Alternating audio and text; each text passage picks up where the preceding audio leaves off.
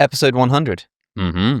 I'm joined again, ladies and gentlemen, by fan favourite Joe Folley. Actually, I asked people what I should do for episode 100 of the podcast, and a number of people said just get Joe back on because we like him so much. Oh, thank you. That's very kind. And It's a pleasure to be back. I thought we'd do something a bit special. We were considering doing a tier list of philosophers, but we realised that if we did like 100 philosophers ranked, if we spent like 2 minutes on each one, that's 200 minutes, and the likelihood is that we'd actually spend about half an hour on each. So we abandoned that idea quite quickly. That's why, ladies and gentlemen, we have this board, which you may notice has some pencil marks on it because it took us a few tries to get the layout right. It's not exactly my forte. It wasn't a great argument for the practical applications of philosophy, was it? That's right. If only everybody here could have seen us. Like, I was like scribbling on the floor about 15 different times to try and get this layout. And it's about right. Hopefully you can see what we're doing here. We're going to do a shootout of philosophers. Yeah. We're just going to do like a tournament. And so we've somewhat arbitrarily chosen and organized philosophers who are significant or have been relevant to the channel. And we're going to see who comes out in that red line in the middle as the best philosopher of all time, or at least of the ones that we thought of yesterday while putting this list together. So, are you ready? I'm ready. We're going to start with David Hume versus René Descartes. Mm-hmm. This is a tricky one, right? René Descartes represents the rationalist school of philosophy. Rationalists believe that there's such thing as innate knowledge, that you can know things without any need for experience. Descartes' famous cogito ergo sum, I think therefore I am, is perhaps the most famous phrase in the history of philosophy. It pulls a lot of weight. Yeah, I think that to a certain extent, Descartes, though, is a victim of his own success. A lot of his more significant accomplishments are in maths. So he almost invented analytic geometry, sort of as a field. That you know coordinate systems. That's Descartes. Those when you have a kind of XY coordinate system, Descartes invented Cartesian kind of coordinates. Yeah, it's this fantastic unification of algebra and geometry. But of course, philosophers tend not to notice about that quite as much, even though, that's, talk about global impact, that's pretty major. Yeah. And representing this rationalist school of philosophy as well pits him quite nicely against David Hume, because David Hume is often seen as the archetypal empiricist philosopher. And these are two schools of thought that oppose each other. Empiricists think that all knowledge comes from observation and experience. Rationalists think that there is such thing as innate knowledge. So Descartes' I think therefore I am is a way of saying, I don't need to look at anything. I don't need to do any scientific investigation. I can just sit in my armchair, close my eyes, and know that I exist. Yes, a priori. Exactly. Whereas Hume believes that all knowledge is sort of grounded in the a posteriori, which means after the facts. So we've got these two schools rubbing up against each other. And in a way, if we endorse Descartes or Hume, it seems like we might be endorsing one of those schools of philosophy. However, I think it's fair to say that although David Hume is incredibly influential, especially over like atheists, I think therefore I am is just so like foundational. Although has come up against quite a lot of pushback. That's true. I mean, you, as far as I'm aware, your interpretation of Descartes, which I think is probably the more plausible one, is that it's not a formal argument. It's a kind of baseline intuition.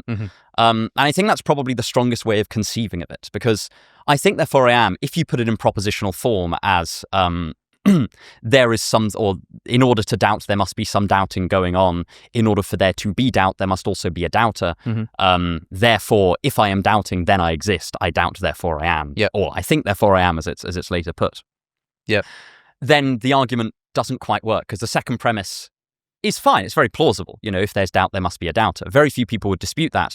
But considering that Descartes' project here is to build his epistemology on purely what can be known with absolute certainty, then that second premise is often called into question. Yeah, interestingly, Descartes is often painted as trying to come up with what we can know with certainty. But what Descartes really does is shows what we can't doubt. Yeah, which is not quite the same thing. Descartes is meditations on first philosophy. And what we mean by first philosophy are our foundational principles. And what Descartes does is he realizes that there are loads of things he could in principle doubt. Maybe this chair doesn't really exist. Maybe you're just an illusion. And so what he does as a tool is he treats everything that could possibly be false as if it is false and sees what's left over, right? And so he thinks to himself, well, as long as I'm doing some kind of thinking. Can I doubt that I exist? Well, if I'm doubting, I'm thinking. And that means there is something doing thinking. And so it's impossible to doubt that I'm thinking, because doubting is a kind of thinking. But that's not quite the same thing as saying I'm certain that I exist. It's saying that I can't doubt that I exist. And I think that that's a much stronger way of putting the argument, right? Because especially as you move on to later thinkers, like Kant's a really good example of his style of transcendental argument, especially as it's been interpreted by later thinkers like Barry Stroud, for example, kind of interprets transcendental arguments, which are arguments of the form, you already believe this, therefore necessarily this must be true. You know, this is true, therefore necessarily this is some precondition of that original thing being true, for therefore that must also be true. Yeah. And Barry Stroud reinterprets these kind of transcendental arguments as effectively, you believe this, therefore you must also believe this as a precondition to this. And in some ways, this more slightly pragmatic framing of the cogito argument, I think actually holds quite a lot of water. Yeah. I think that, I think it's Russell that ends up, absolutely hammering Descartes for this assumed second premise. But if you paint it as just, can I express doubt without assuming that I exist? Yep. And actually, there's a strong argument to suggest, well, maybe I can't know it for certain, but at the very least, my belief that I exist is a precondition of my statement, I doubt. Yes. Now, as you say, there are different interpretations of what it means. Some scholars think that it's a mistranslation. I think, therefore I am. It first shows up, I think it first shows up in French. Je pense donc je suis. Yeah. And there is an argument to say that instead of this meaning, I think, therefore I am, it should mean something like, I am thinking, therefore I exist. It's not a syllogism. It's not, well, premise one, I am thinking, conclusion, therefore I am. It's just a singular intuition of the mind that by thinking, I just know that I exist. It's just that our language has to capture it in a sort of, if this, then this. Yes. But that really what's being gotten at is just a singular intuition happening all at once in the mind. There's debate about which of those Descartes meant. There's a debate about which of those actually works. But at the very least, this is incredibly influential. And Descartes is often seen as the founder of the Western philosophical tradition. He is put up against David Hume a fair bit.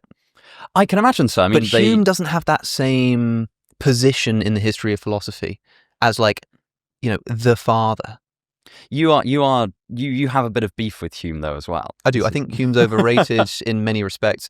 I just did a video on whether ChatGPT why it can't draw a full wine glass, which was extremely popular.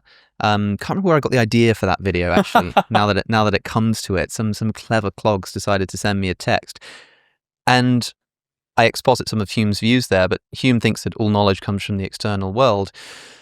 But he comes up with a counterexample, which I explained in that video, the missing shade of blue, and then he admits that it is a counterexample, but then just says we should ignore it. But then previously said the only way that he can prove his thesis is by saying, well, you come up with a counterexample if you're so clever. There are many things about Hume which I just think are overrated in terms of the actual philosophy. Like, I'm pretty sure Hume doesn't think we can know that parallel lines won't intersect. So if you have two parallel lines and they stretch on infinitely, they will never intersect with each other, right? Hume, as far as I'm aware, as far as I can remember from my interpretation of reading him, thinks that because all knowledge comes from empiricism, and we've never seen two perfectly parallel lines, there is no basis for that belief. We cannot know with certainty that if you were to extend those lines infinitely, they would never intersect. Though, of course, in some ways he was vindicated in that view, right? Because then later on we were shown that it's not as simple as space is Euclidean. And of course, the parallel lines not intersecting is based on axiom 5 of Euclidean geometry, which is, as far as I can't remember the exact wording, but it basically is just parallel lines won't intersect.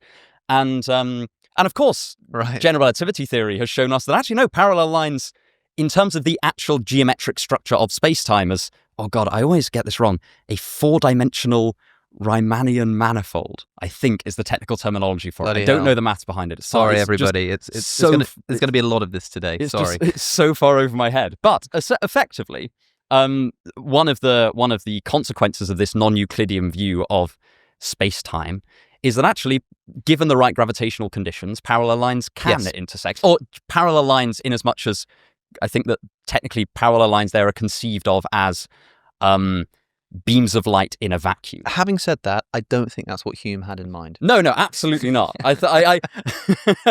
This may be, a principle of charity to Hume to the point of incredulity. Yeah, Hume is a genius in presenting the problem of induction, for example. That's another one of his famed sort of philosophical thoughts.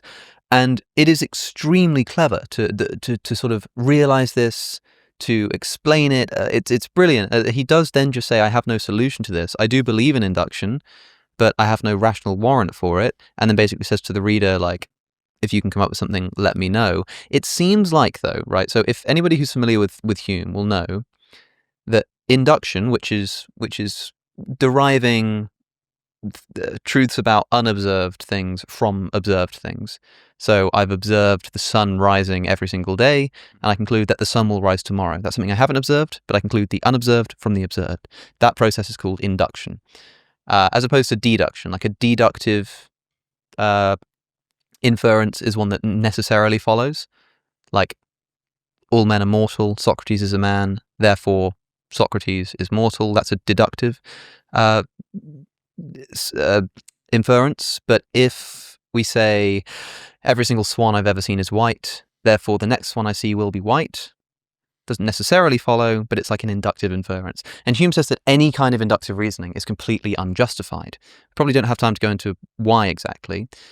But instead of just saying, okay, on my worldview of empiricism, I can find absolutely no justification for induction, but I do believe in induction, therefore, instead of saying, therefore my worldview must be incorrect, he goes, well, therefore there must be some explanation that, somebody will come up with one day. Why can't Hume just say, I'm an empiricist, and I've just discovered all of these unsolvable problems about the way that the world works, about the missing shade of blue, about the problem of induction. And instead of going, so because it leads to all of these problems, my theory must be wrong, he says, no, my theory is correct. So, and just sort of tells us to basically ignore those problems. Oh, yes. Hume is the absolute master of looking a reductio ad absurdum argument in the face and going, no, I will stand by my original principles. The other one, of course, is saying that causation doesn't exist. Yeah.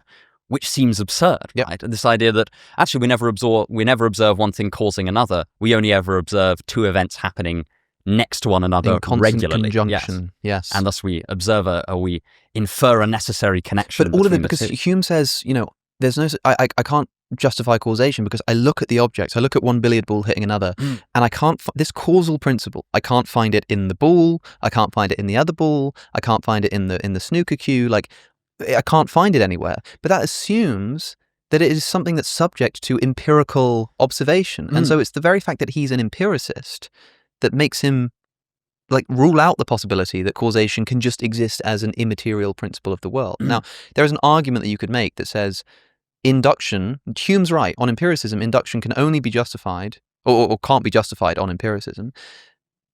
But induction is justified, therefore empiricism is false. And I do think that to a certain extent,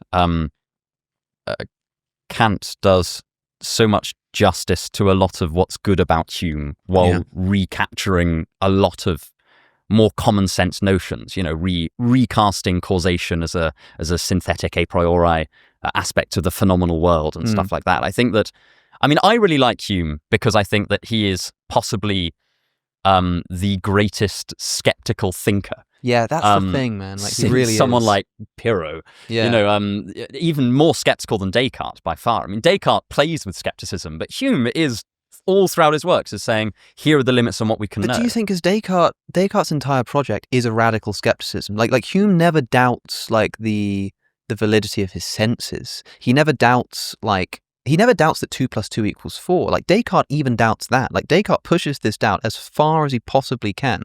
I suppose it's that Descartes does do that, but he does it for one chapter of one of his books. Yeah. Whereas Hume's entire project is skeptical. Blaise Pascal said that he can never forgive Descartes in the Pensées. He says, I will never forgive Descartes because he sort of brings up God in, I think, the second or third chapter, establishes God's existence as a way to ground his epistemology. He does, I think, therefore I am. Then he uses, people forget this, the most famous phrase in philosophy, I think, therefore I am. Descartes then uses the same reasoning to establish God's existence. Well, it's clear and distinct ideas. Straight afterwards, And they sort of... He uses exactly the same thought to establish God's existence. And then says, because God exists, I can sort of justify the rest of my senses. And Pascal says, I can never forgive him because he sort of brings in God to justify his epistemology, and then has no need for him ever again. Well, yeah, I mean, Descartes, again, it seems to, a lot of his work is in maths, a lot of his work is in the foundations of natural science. In some ways, Meditations, although it's so famous, it's sort of orthogonal to a lot of the rest of his work. But there's also mind-body dualism. Well, yes, also from meditation. I mean, that's the... I always, controversial opinion, the interaction problem of mind-body dualism, where does the soul touch the body? I've never quite got why that's such a big problem. Partly because if you've already got God on your theology or on your philosophy, so much becomes possible. It's like I kind of... Yeah, well, because it seems like a mystery to me if the mind is immaterial, like Descartes thinks, but just think about the influence of Descartes here. We talk about Cartesian mind-body dualism. Yes, We talk about the Cartesian coordinates. We talk about the Cartesian cogito, right? But yeah, the mind-body thing, like, if you're like Descartes and you think there's a mind and a body and they're distinct and they interact with each other somehow, like, why can my mind interact with my brain but not your brain? Like, why not? And you might think, well, because in some sense my mind is like inside of me, but no, if the mind is immaterial, it has no spatial location. Well, yes, exactly. I think this is... So it is as much a mystery that my mind can affect my brain as it would be if my mind could affect your brain. That would be mysterious. Yeah, and he attempts to solve this by appealing to the pineal gland, which is amazing. Well, to a certain extent, I don't think he needs to, because he's got divine providence in his philosophical toolkit. Even he has a trump card that neither of us could ever dream of. There are things that God just still kind of can't do, or that still wouldn't make sense. It's still unclear. Like, maybe God just designs it so the mind interacts with the body, but the mechanism of how that works is still a complete and utter mystery, I suppose. But to be honest, I think that, Christianity has a lot of mysteries. It's got the Trinity, it's got the Incarnation. True. I think that that Descartes could potentially appeal to that. Yeah. I mean, obviously, it's a really unconvincing answer for somebody like us because, I'm pretty skeptical of the Trinity and I'm pretty skeptical of the Incarnation. But I think that Descartes is almost admirable for not appealing to that. But I think that if you wanted to use that to resolve it in his philosophy, you probably could. So, okay, we've got like two of the ultimate skeptical thinkers. Yes. We've got like the person who embodies the tradition of skepticism in like the atheist sort of tradition of philosophy, David Hume. And we've got René Descartes, founder of Western philosophy, most famous phrase in philosophy probably of all time. Who wins out here? Also, what's our metric here? Are we saying who would like win in a debate? Who's a better philosopher? Yeah, I feel like the metric is sort of vibes-based. Vibes-based. In that, I mean, as I say, René Descartes sort of... Who do you vibe with more? It's a type father of modern philosophy, I think, is sometimes the title. I mean, it's a good title. I like Descartes, but I also think that I'm swayed there by a lot of his mathematical contributions. I think that might tip the scale for me, because I do feel a bit more at home with David Hume. Like, I feel like I get on with him better. Descartes, like, I don't know, he sort of looks grumpy in his paintings. Hume always looks a bit sort of friendly and chummy, but the mathematical contributions, the most famous phrase in the history of philosophy, Hume's got all of these really interesting thoughts like induction and whatnot, but he doesn't even attempt to solve them. Yes, I think that David Hume, I think that a lot of people, I mean, I do like David Hume. David Hume is, I think that a lot of people find him more palatable today, because I think that in a lot of ways, our current epistemology leans much more empiricist. Yeah. But like Hume himself, people today, when pressed on their empiricist assumptions, actually a lot of the time just don't have justifications for them. And also, they're not empiricists in the same way that David Hume is. Most people believe in causation. And, but so does Hume. Hume believes in causation. He just doesn't believe in causation as an aspect of the world outside of our perceptions. Right. But I mean, Hume believes that causation exists, as far as I know. He just doesn't know like how to justify that belief. Which is the thing. Like, Hume asks some great questions, but admits that he can't answer them, but doesn't even seem to consider the possibility that the unanswerability of those questions might just show his worldview is incorrect. Well, yes, I think that's a response that has been levelled at him by a lot of Thomist philosophers, funnily enough. Yeah. Just that, come on, man, you can't do anything with this philosophy. We'll get on to Thomas Aquinas later as well. He is on our list. So, what do you think? Hume, Descartes? Oh, I think that I'm leaning Descartes. I think that... I mean, I really love David Hume as a philosopher. I think that... No offense if you're watching, Mr. Hume. Yeah, exactly. Don't take it personally. Some of these philosophers are in fact still alive, so if we're a little bit mean about you and you are watching, then it's all in good faith, if you like. But okay, I think let's put Descartes, because otherwise we are going to be here for forever. 24 hours. So, our first bout has Descartes in the middle.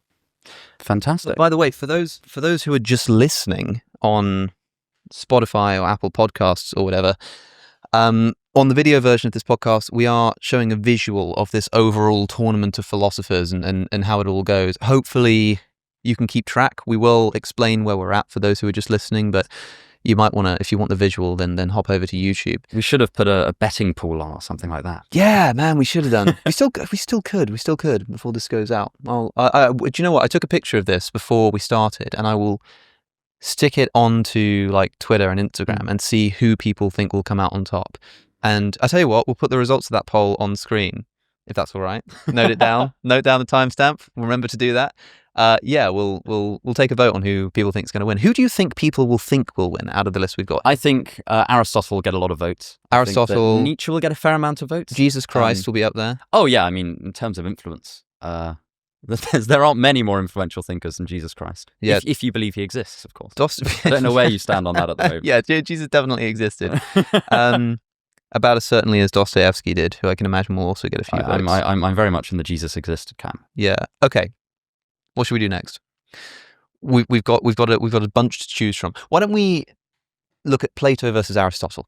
Okay, yeah, something completely different. Yeah. Plato and Aristotle, again, two of the most influential philosophers, but this time in the sort of classical sense. Yes. It's quite difficult to compare them because Plato is, I think, seen as more foundational. Plato is like the first one. Alfred North Whitehead, I think, described the whole of philosophy as a footnote to Plato. Yeah, all of at least Western philosophy, I suppose, is just consists in a series of footnotes to Plato. It's significant. But Aristotle got some stuff going from him too. I'm a big Aristotle fan. I really like Plato for a number of reasons. I think that the way almost because of, again, less because of what he said and more because of the general analytical vibe almost behind his writings. You know, on the entrance to the academy, he reportedly had inscribed or something like if you don't like geometry, don't come in, or something like that, or something much more poetic than that. But that was the gist. And he has, you know, the kind of ethos that Plato sets, things like the dominance of reason over, or the moral superiority or normative superiority of reason over the rest of what it means, of the human moving parts, if you like, still remains quite a big part of the general character of, you know, what we define as philosophical virtues today. So I think that in terms of influence, you know, Plato is in terms of setting the tone for philosophy, Plato is absolutely integral. And of course, he's the only reason that we have so much of Socrates' writing, or not writings, but ideas, talks. Yes. But Aristotle, it is difficult to grasp just how prolific Aristotle is. You know, you think about, he writes treatises on physics and ethics and, various aspects of natural science and metaphysics and poetics and politics. And those are just the ones we have access to. Well, yes, exactly. Works are lost. Well, it's room. I can't remember where I read this, but there's some ancient source which comments very, very highly on Aristotle's dialogue writing, which of course we just don't have access to. We have his sort of essays, which some people think are just like lecture notes type stuff. You know, they're sort of right. They're not beautifully written, or at least they're not thought to be beautifully written. Yeah. But they are very clear, I think. Yeah. And for me, Aristotle, I think that the absolute pinnacle, I think, in a lot of ways of Aristotelian philosophy is the Nicomachean Ethics. I think that just there is so much in there that even now is so relevant. I mean, my favorite, this is it crops up in odd places. Like, you'll be surprised at how much of atomic habits is in the Nicomachean Ethics, in Aristotle's notion of habituation. You know, you think that, and he just deals with it in sort of like a couple of paragraphs, basically. So the main aspects of how to develop a habit that will then translate into a virtue. So just on beyond philosophy, on a pure practical level, the Nicomachean Ethics is something that I think everyone could benefit from. And Aristotle is also incredibly influential over a bunch of religious philosophy. Thomas Aquinas is quite influenced by Aristotle. So like the classical Thomistic. Yes, yeah. And of course, Islamic philosophy has a lot of influence. Aristotle seems to have sort of pervaded it in a more like, in a sense that you wouldn't necessarily attribute to him. Like, you might be talking about Thomas Aquinas, and in many ways sometimes you're talking about Aristotle, you just don't realize it. Whereas Plato is brought up a lot, And in a way, his ideas are like embedded into philosophy too. But I think that Aristotle's influence is so easy to spot, especially in the history of religious philosophy. Plato is our sort of founding father. If Descartes was the founding father of modern philosophy, Plato is seen in many ways as the founder of philosophy. I mean, I guess that's Socrates in a way, but Plato's the guy that we actually have to read. Certainly Western philosophy is. I mean, this is a proper benchmark. But I do wonder how much of that, just because Plato was the one who came first and he sort of started it off, how much of that like sentimentality about that is getting in the way of seriously considering their ideas. Because for me, again, like vibe check here, I think I get more out of Aristotle than I do out of Plato. I certainly get more out of Aristotle. There are certain things about Plato, as I say, the general ethos of Plato's philosophy, I think, has been incredibly influential. We owe a lot of very significant images to Plato, things like Plato's cave. Though, of course, a lot of those images are repurposed. So Plato's cave is initially to do with transcending from knowledge about mundane ideas to eventually leaving the cave and seeing the forms, which are his sort of perfected ideas that are instantiated in imperfect forms around our physical world.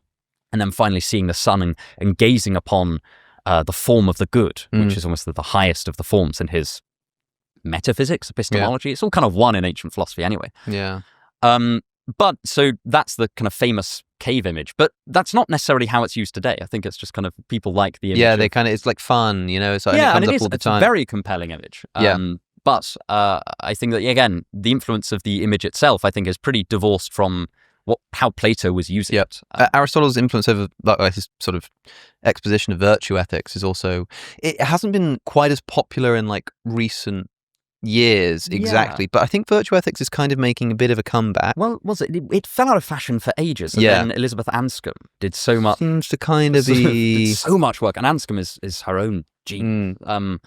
She nearly made our list. Nearly made our list. Yeah. I think I'm kind of.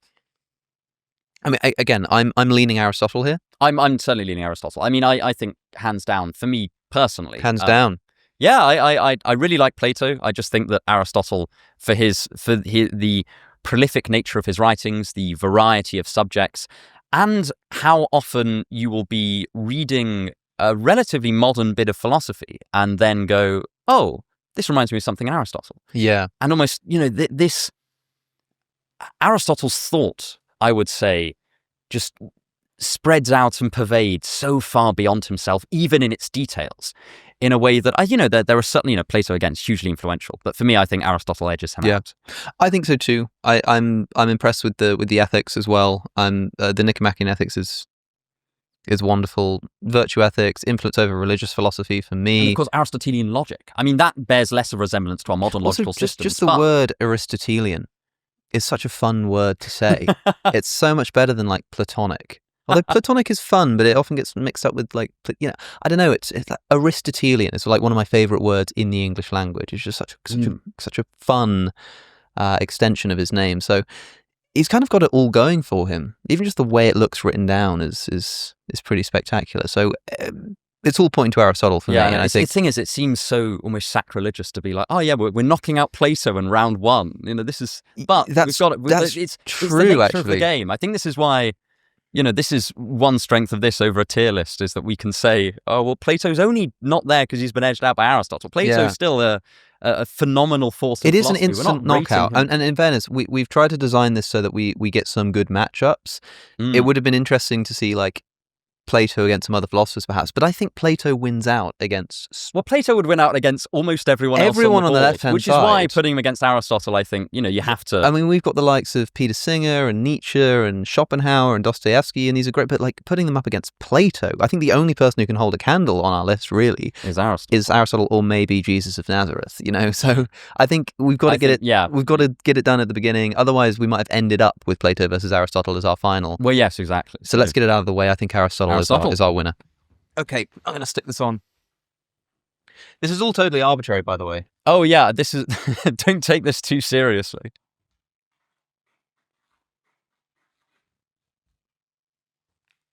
Aristotle is our winner. Do you struggle to focus?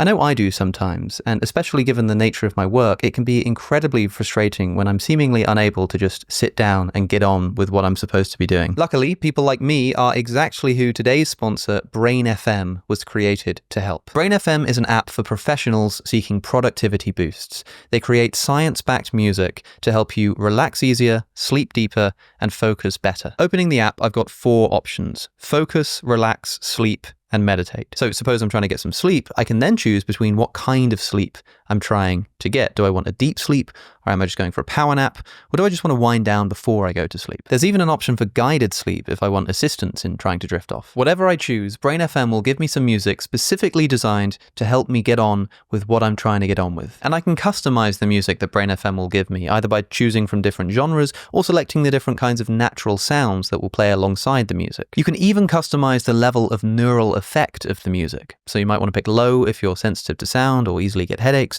or high if you have attention difficulties like ADHD. And Brain FM is the only music company supported by the National Science Foundation to improve people's focus. So help unlock your brain's full potential free for 30 days by going to brain.fm/within reason. That's brain.fm/within reason for 30 days free. Okay. I think we should move over to the left-hand side of the board. Yeah. For those watching at home. And I think we should start with Peter Singer versus Richard Dawkins. Oh, you know Richard Dawkins and Peter Singer personally. That's right. I feel like you should take this one about. To call Dawkins a philosopher is already a bit controversial. Do you think he'd be offended? The first question I ever asked Richard Dawkins was whether he considers himself a philosopher. Years and years ago. There's a video of it online. I've got a little squeaky voice and I'm an excited 16-year-old or something. And at the time he said something like that. I think Daniel Dennett wrote an afterword to one of his books and asked that question. And Dennett's conclusion was yes. But I think Dawkins just kind of doesn't care. I think Dawkins wants to be remembered as a scientist. He's happy to answer questions about God and stuff. On his recent tour, he understood people would want to ask him about God and religion because it's his last tour. But he wanted to talk about biology. That's like his passion. And so in a way, he's definitely more of a scientist than a philosopher. But he is probably the world's most famous atheist. Well, yes, as in, I think that in terms of impact, the God delusion, in terms of, impact on atheism and atheist thought. I mean, the kind of atheist, to stereotype that you will meet today is much more likely to be a materialist, modern empiricist atheist along the lines of Dawkins, as opposed to, say, a non-materialist atheist along the lines of Nietzsche or Schopenhauer. Yes. These are the tenor of Dawkins's atheism has been incredibly influential, and just the in the vein of atheism that is by far the most popular sort today. Yeah, and so influence, I think we get a tick. Peter Singer is also quite influential. Although he's probably the most famous modern ethical philosopher. He's got to be. Or still alive ethical philosopher, sorry. He's got to be. Peter Singer is most famous probably for 2 things. One is charity.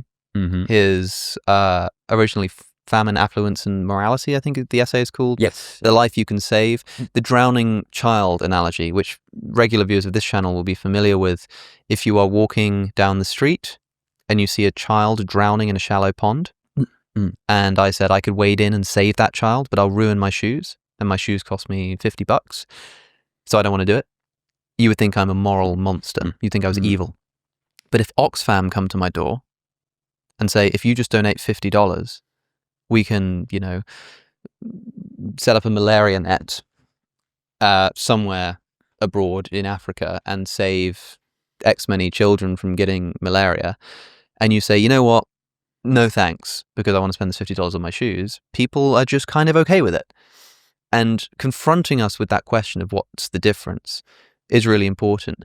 Of course, I'm an ethical emotivist. I think that morals just sort of evolved, and so it makes sense that we care more about those who are in our immediate vicinity than those who are far away. We did not evolve over thousands, hundreds of thousands of years, millions of years, in a situation where we could have an impact on people halfway across the globe. And so our brains, our like emotive capacity is just not capable of like properly comprehending that ability and responsibility for caring for people across the globe. I suppose Singer would probably say that the evolutionary history isn't relevant. That's because Singer is a objectivist as far as I know. Like he's a moral realist. He used to be really influenced by Hare, I think, and the kind of non-cognitivist prescriptivist tradition. But recently, I think post 2014, in 2014 he released a book, and I can't remember what it's called. It might be called The Universal Point of View or something like that. Mm-hmm. It's either a book or an essay, or it's something that he said. It's yes. There in the back of my mind, where he defended an impersonal view of ethical objectivism, or yes. some kind of ethical objectivism, where he was defending the idea that we ought not to give preference to one person's pleasure over another. He defends a series of my first podcast with him, we talked about this, and I sort of was trying to sort of grill him on his meta ethics, and the big jump for me was like, I mean, he thinks that like my pleasure is good, my suffering is bad, and he tries to extrapolate that if my suffering is bad, then I can sort of understand that suffering is bad, and therefore no one's suffering is worse than anybody else's. That's the jump that I can't quite rationally justify. But Singer does believe that there is truth and falsity in ethics. And so he will say, yeah, of course we evolved in a particular way, but that doesn't matter because there are ethical truths, which is consistent, but so demanding. And the demandingness objection is really interesting. People say, can an ethical theory be so demanding that it's implausible? Can how demanding an ethical theory is be evidence that it's not true? Well, I mean, talking about Aristotle would probably be reasonably kind of on board with a demandingness objection because of how closely he links being a good person or being a virtuous person with eudaimonia, this idea that it's going to bring you fulfillment. He thinks those two things are aligned. But also with proportion, with the famous golden mean of not going too far in either direction, because if you've got too little confidence, you're a coward, but if you've got too much confidence, then you're too like rash. And so you've got to find something sort of in the middle. And I wonder if Singer is the embodiment of the extreme of Aristotle's virtue on the too much side. Too much empathy makes you essentially like unable to do anything, unable to live the good life because you're constantly preoccupied with giving away every single thing that you have to help other people. Though interestingly, I think at the end of Famine, Affluence and Morality, or it might be at the end of The Life You Can Save, he does make the point that actually his final conclusion isn't that people should give away, everything until they reach marginal utility, which is the point where giving away would do you more harm than it would do good. His final point was basically that even if you don't agree with the full hog of my argument, can you honestly say that you are not falling short in your ethical duties in some way? Yeah. Which I think is a much stronger kind of conclusion. He's saying, well, even if you don't agree with the whole of my conclusion, are you really doing enough? Singer is extremely confronting in that way. Oh, yeah. And of course, the other area is animal ethics. Animal Liberation is like the book for animal ethics. It put animal ethics on the agenda. Like the entire vegan movement today just owes so much to Peter Singer normalizing it as a topic of conversation and making people take it seriously. I mean, he wrote it in 1975. And he opens it kind of by saying, like, I know this is going to sound ridiculous, but there was a time when it sounded ridiculous to think that women should be able to vote. But we move on. And now people take animal ethics much more seriously. I think it's still nowhere near seriously enough. But Singer confronts you. If you read Animal Liberation, it is haunting. I mean, it turned me vegan, and it was just... I did always say, though, I didn't know if it was because I thought Singer was like a particularly amazing philosopher, but just because he happened to sort of choose the right thing to think about. Like if anybody thinks about it for long enough and carefully enough, animal ethics, giving to charity, suffering, like you can probably land on the conclusions that Singer came up with. He's not like Derek Parfit coming up with the non-identity problem or something, or Hume with induction. It doesn't take like a level of genius to really follow the thought and get this interesting conclusion. But Singer just like knew what to think about. He knew to think about animals. He knew to think about the thing that I do admire about Singer as a thinker is his, similar to Hume, his dogged commitment to some of the more repugnant conclusions of hardcore utilitarian thought. For instance, like I have I mean, I've talked about it on my channel before, but not very often. I have a chronic pain condition, which means that I'm in pain kind of most of the time. And I'm pretty sure that if I asked Peter Singer to his face, does this mean that my life should be deprioritized against somebody who won't have that? I'm pretty sure that he would say yes. And obviously that's not nice to hear. I can't help but admire it. I think that he would just bite the bullet. He would say, yes, Joe, I think that if there was someone without a chronic pain condition, I think their life should be saved over yours because they are likely to experience more pleasure and less pain. Singer semi-famously wrote a paper called something like Should the Baby Live or something, which is about infanticide. And he argues, I don't know if this is his actual position or if he was just entertaining it, but he sort of argues in favor of euthanizing disabled children, not even because of the suffering that they're going through, but because of the resources that we're putting into preserving the life of somebody who's so physically disabled that their life quality is so low. If we took those resources and gave them to babies of normal health, like we would do much more and increase utility and reduce suffering overall, so we should euthanize the severely disabled children. For a lot of people, that is just like instantly, discrediting it. Peter Singer. That particular example is what made me revise my general utilitarian. Right. So this is the thing, right? So that's the thing. And Singer, again, is incredibly valuable because he just will push these utilitarian premises to their extreme, to the point where at some point most people will get up. They'll get off the train, but Singer will ride that train to the very end. But I think for the people that do end up getting off the train, I think that Singer helps them get off the train. As in, it's useful to have a thinker pushing these to the extreme because, to a certain extent, ethics in practice, I'm not making a meta-ethical point, but in terms of how people craft their own ethical codes, people tend to have different points where they consider a given scenario to be a reductio ad absurdum of the original principle. Yeah. And Singer's dogged commitment to riding the train of preference utilitarianism to the very end is valuable whether or not you're a You need someone to do it to know where it leads. Because, people will look at Singer and think like that is an evil thing to think.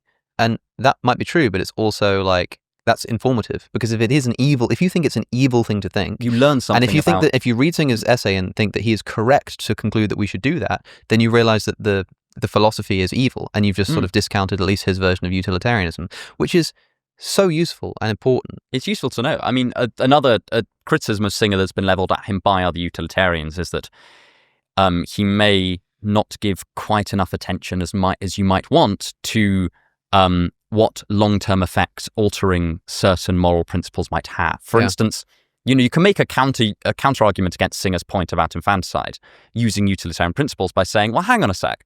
If we start doing this, we're going to value one life over another thing. That could and potentially would lead to some undesirable places that would ultimately cause more suffering. Tends to be, if you were going to give a utilitarian counter-argument to that, and other people just say that's a slippery slope. Richard Dawkins, I think, is less willing to... Well, he does bite some bullets. I mean, famously, he says, like, it seems like at base the universe, there's nothing but blind, pitiless indifference. He seems sort of happy to say, when people say, where do you get purpose in life, Professor Dawkins? He says, well, the universe doesn't owe you a sense of purpose. And it's, for a lot of people, it's quite sort of jarring, but a lot of people really like that. They're like, just tell them how it is, Doc, because, maybe there's just no purpose. Like, what kind of question?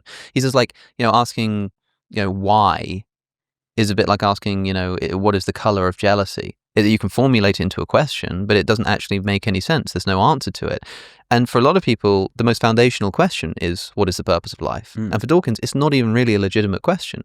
And so, in a way, he rides that train too. Like, where does atheism get you? But he doesn't, like, I think if you really press him on ethics, he's not going to say something like, I think that ethics are all just subjective or emotive, and I recognize the seriousness and the implications of that, but I'm just going to bite that bullet.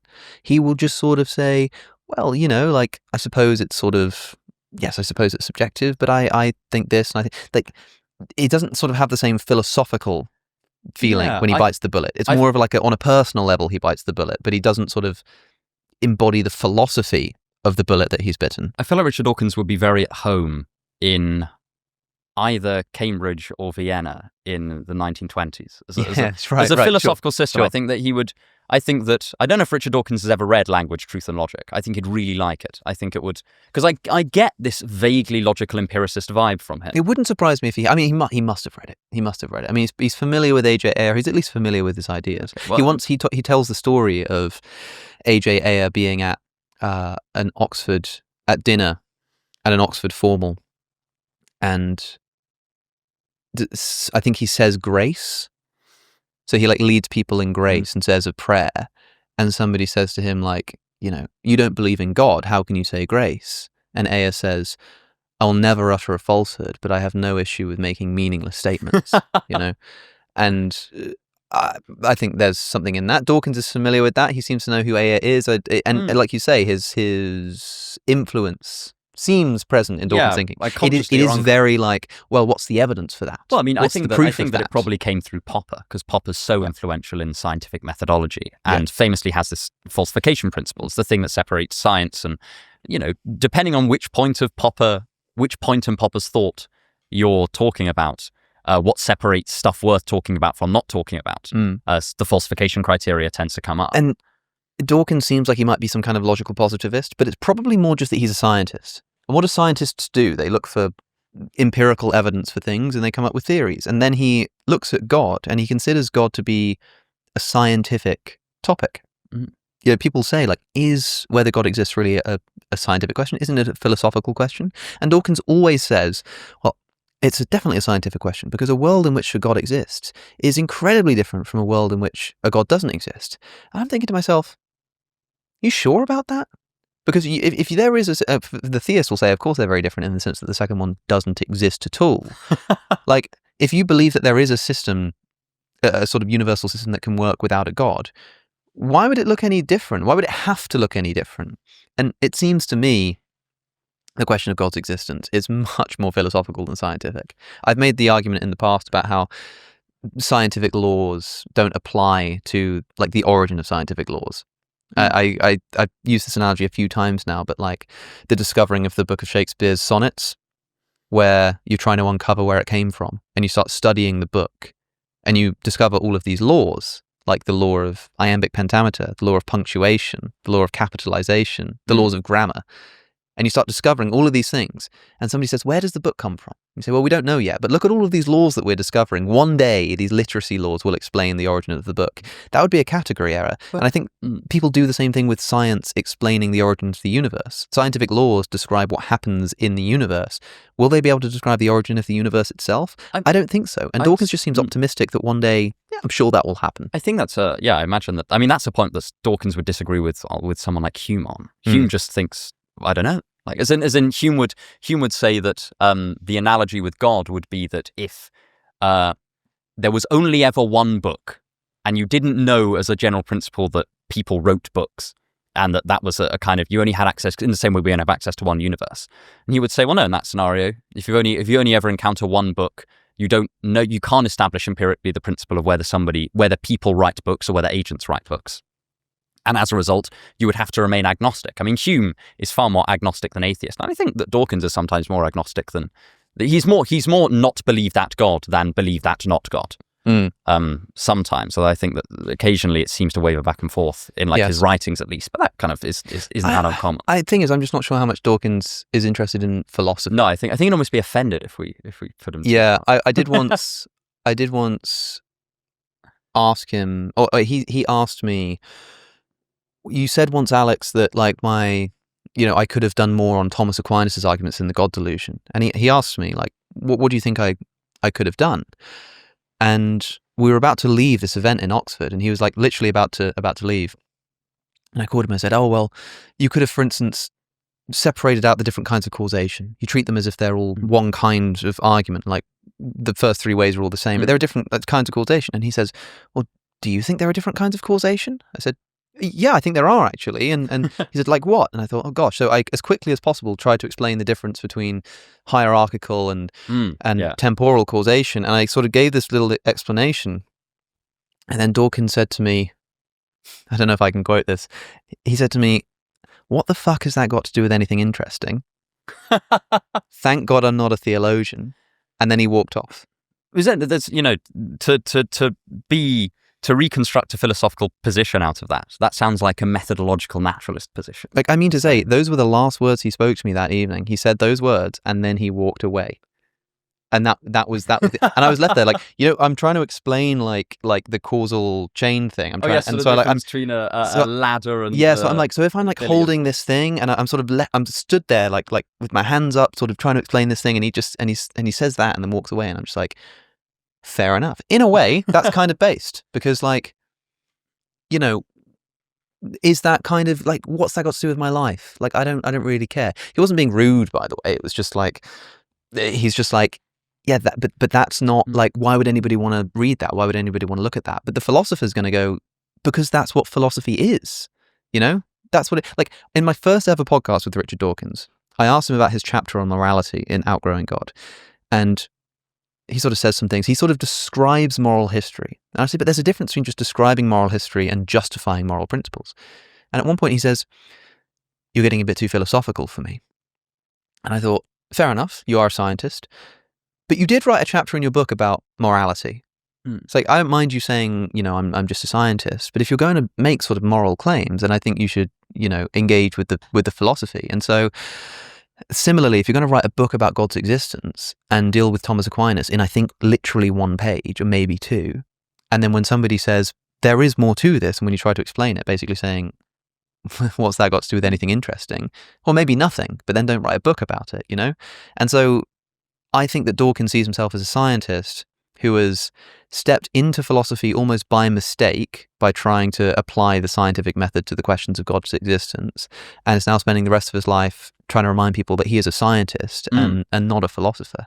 So I don't think he'd mind if we put Peter Singer ahead of him on the philosophy chart. Peter Singer partly for making me less of a utilitarian, which I don't know if he would like that as it may perhaps a dubious honor for Peter Singer. Peter Singer turns people vegan. He turns people into more charitable people. He also, when he says that you should euthanize children, turns people off utilitarianism, which say what you want about his moral character as a person, as a philosopher and as a guide to your thought, it's pretty important. And at the very least, I think he does that on a philosophical level more so and better than Richard Dawkins. Though, of course, to be fair, I'm also an ethical non-cognitivist, so it's very easy for me to step back from moral principle and say, yeah, I'll revise this. And the thing is, I do vibe more with Richard Dawkins. Like, maybe it's just because I know him a bit now. Like at dinner, I would just have a better time talking to Richard Dawkins than I would to Peter Singer, I think. Yeah, man. Maybe. I'm not entirely sure. But like, as a philosopher, I think Peter Singer has to go on top. And I think Dawkins wouldn't dispute that himself. No, I think that Dawkins would probably, again, I think he'd probably object to us calling him a philosopher at all. Maybe. So again, knocked out in the first round. Sorry, Richard, if you're watching, which you're probably not, but it would be cool if you were. I feel like Richard Dawkins he's probably busy. Yeah, that's probably right. But we're going to put Peter Singer as our second winner. What's that? Our semi-final? What do they call that? Yes, quarter-final. I don't know. I don't do sports. Okay. Arbitrarily choosing the next. Let's go up top left. Zeno versus Judith Jarvis Thomson, who apparently does not have a P in her name. Yes, that we found. Yeah, you were writing it out, and I was writing it out, and I said, do you want to know? As I finished writing the name Thomson, I said, "Oh, I should probably check I'm spelling this right." And then you sort of awkwardly waited for a few seconds and said, do you want to know if you have? Of course I want to know if I have. So, sorry. Well, the thing is, Judith Jarvis Thomson... J.J. Thompson. Judith Jarvis Thomson is, because, more modern philosophers, is significantly less well-known than a lot of people on this list. You probably could have got away with it. Yeah, probably, actually. But for those who may not necessarily be as familiar with Judith Jarvis Thomson, she is quite a prolific writer and quite a prolific thinker, but she's probably best known for her work in The Trolley Problem and in Practical Ethics. She writes on... abortion, I think, is her most famous contribution with the violinist analogy. And the trolley problem, I mean, she's the person that coined the phrase trolley problem. So yeah. I think she's tied with Philippa Foot for like who sort of came up with it. Yes, well, Philippa Foot's version of the trolley problem is 1967, I think. And in her version of the trolley problem, you're the driver. And you're deciding whether you turn to hit the one person or turn to hit 5. Judith Jarvis Thomson is the person that made you the bystander. So the famous little man with the hand on the lever. Yeah, I think I've heard of that. Yeah, that's from Judith Jarvis Thomson. I mean, probably not the drawing in particular, but that's so concept. For me, I may as well just put her on the red line in the center already, because that is pretty incredible. The trolley. I mean, inventing the trolley problem is about as good as it gets. It's better than this Nicomachean whatever, I think. But perhaps warrants some discussion. So Thomson is an originator of the trolley problem. Mm-hmm. And also, like you mentioned, has the famous violinist analogy. In the debates around abortion, one of the most influential arguments in the history of the pro-choice philosophical tradition has been the violinist analogy. For those who aren't familiar, it's this idea. I mean, people say that if you are pregnant with a child, it is immoral to terminate that pregnancy because it's its own life. It's not like just your body part; that's its own unique life, and it has a right to life, and you can't kill that child. Thomson imagines that you are, like, I think, kidnapped, and then you wake up. You've been kidnapped by like some violinist society, because there is a award-winning best violinist in the world who has some rare condition and can only survive if he's hooked up to you medically for 9 months. Otherwise, he's going to die. After the 9 months is up, you can disconnect and you can go about and live your life. But you've been kidnapped and tied up to this guy. And the question is, like, are you allowed to cut the violinist off of you? And, there are versions of this where you're not kidnapped, and there are, you volunteer and then you change your mind. So I think perhaps the most interesting part of the paper for me actually isn't to do with the argument itself.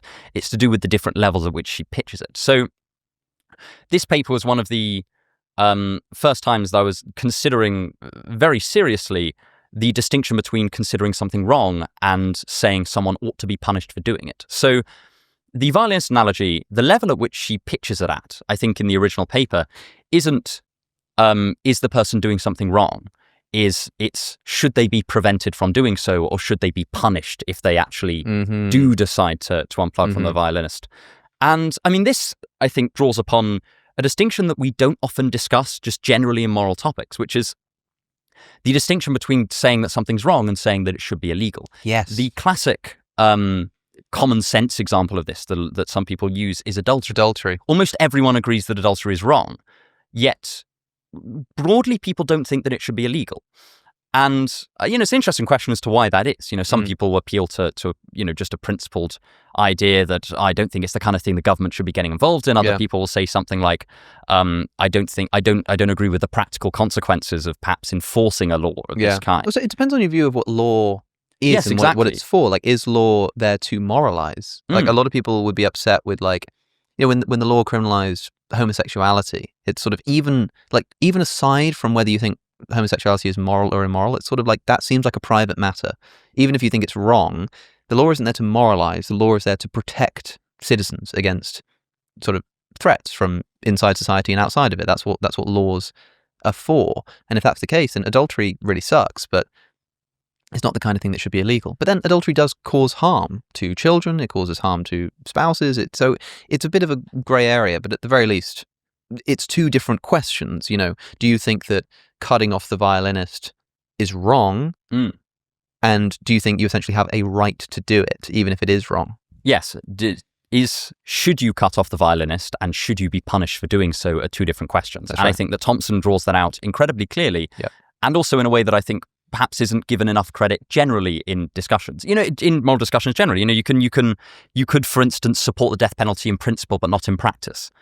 You could say, I actually do think that some people deserve to be killed by the state for doing certain things. However, certain practical considerations like false convictions or the cost it might have on appeals with the legal system means that I don't think that it should practically be implemented, even if on principle I think that it's perfectly justifiable. And I think that pragmatic principle distinction, I think, comes out very strongly in Thomson's writing. Yeah, and Thomson writes very well against potential counterexamples, because with relevance to abortion, people will always say that the situations are different. Like, the violinist in the original thought is you are kidnapped to be tied up, and so it sort of assumes that you get pregnant when you don't want to be pregnant. But people say, well, if you have sex, then you know that you run the risk of getting pregnant. And Jarvis discusses that and says, like, is doing something with the risk that there might be a consequence the same thing as consenting to the outcome of that potential consequence, especially if there's a way to then undo it that is kind of nasty in some other respect. And she discusses it really well. And like I say, it's just incredibly influential. Yes, it's certainly, I think that there are, practically no one writing on the issue of the morality of abortion today won't have been influenced by and they won't have it and they'll all have it in their back pocket. Like every single like pro-choice advocate who is worth their salt will have this in their back pocket to pull out. And almost any pro-life thinker or activist will have a critique of and this. will need to have a critique. There are very few arguments in ethics that are like that both people on either side are almost bound to engage with that specific analogy. And so similar to the trolley problem. Almost every ethical philosopher will have an opinion on the trolley problem. Every single person who's ever thought about ethics has come across the trolley problem, and it's so iconic. I mean, it's such a meme. It's given my channel a new lease of life at one point, and given me a series. So I've got a lot personally to thank Thomson for. And so she's got a lot going for her. But we are also underrated. I think because definitely there are, in terms of almost everyone who's kind of into philosophy in some way will have heard of either the violinist argument or the trolley problem or both, and yet may not have heard of Thomson, despite her being, not inventing the original trolley problem, but being, one of the top, the innovations between 1985 and 2000-ish for the trolley problem are kind of not all, but mostly down to Thomson in some way, shape or form, or reactions to Thomson, and then the violinist argument being so influential. There aren't many thinkers that have come up with such influential thought experiments and problems and yet not had their name be a household name outside of academic philosophy. Yeah, that is really, really interesting. It's nice. So everyone go Google Judith Jarvis Thomson. Yeah, I think she's got a lot going for her. She deserves more credit. But we are pitting her against Zeno. Zeno, perhaps most famed for his series of paradoxes, attempting to defend the idea that there is no such thing as plurality or motion. That you'll likely have heard of in one way or another. For example, the impossibility of clapping my hands. If I want to clap my hands, I'm holding my hands about half a meter apart, and if I want to clap them together, then I first have to half the distance between my hands. I cannot clap my hands without first halving the distance between them. It's not possible. So I've got to half the distance. Then to clap them, I'll have to half that distance again.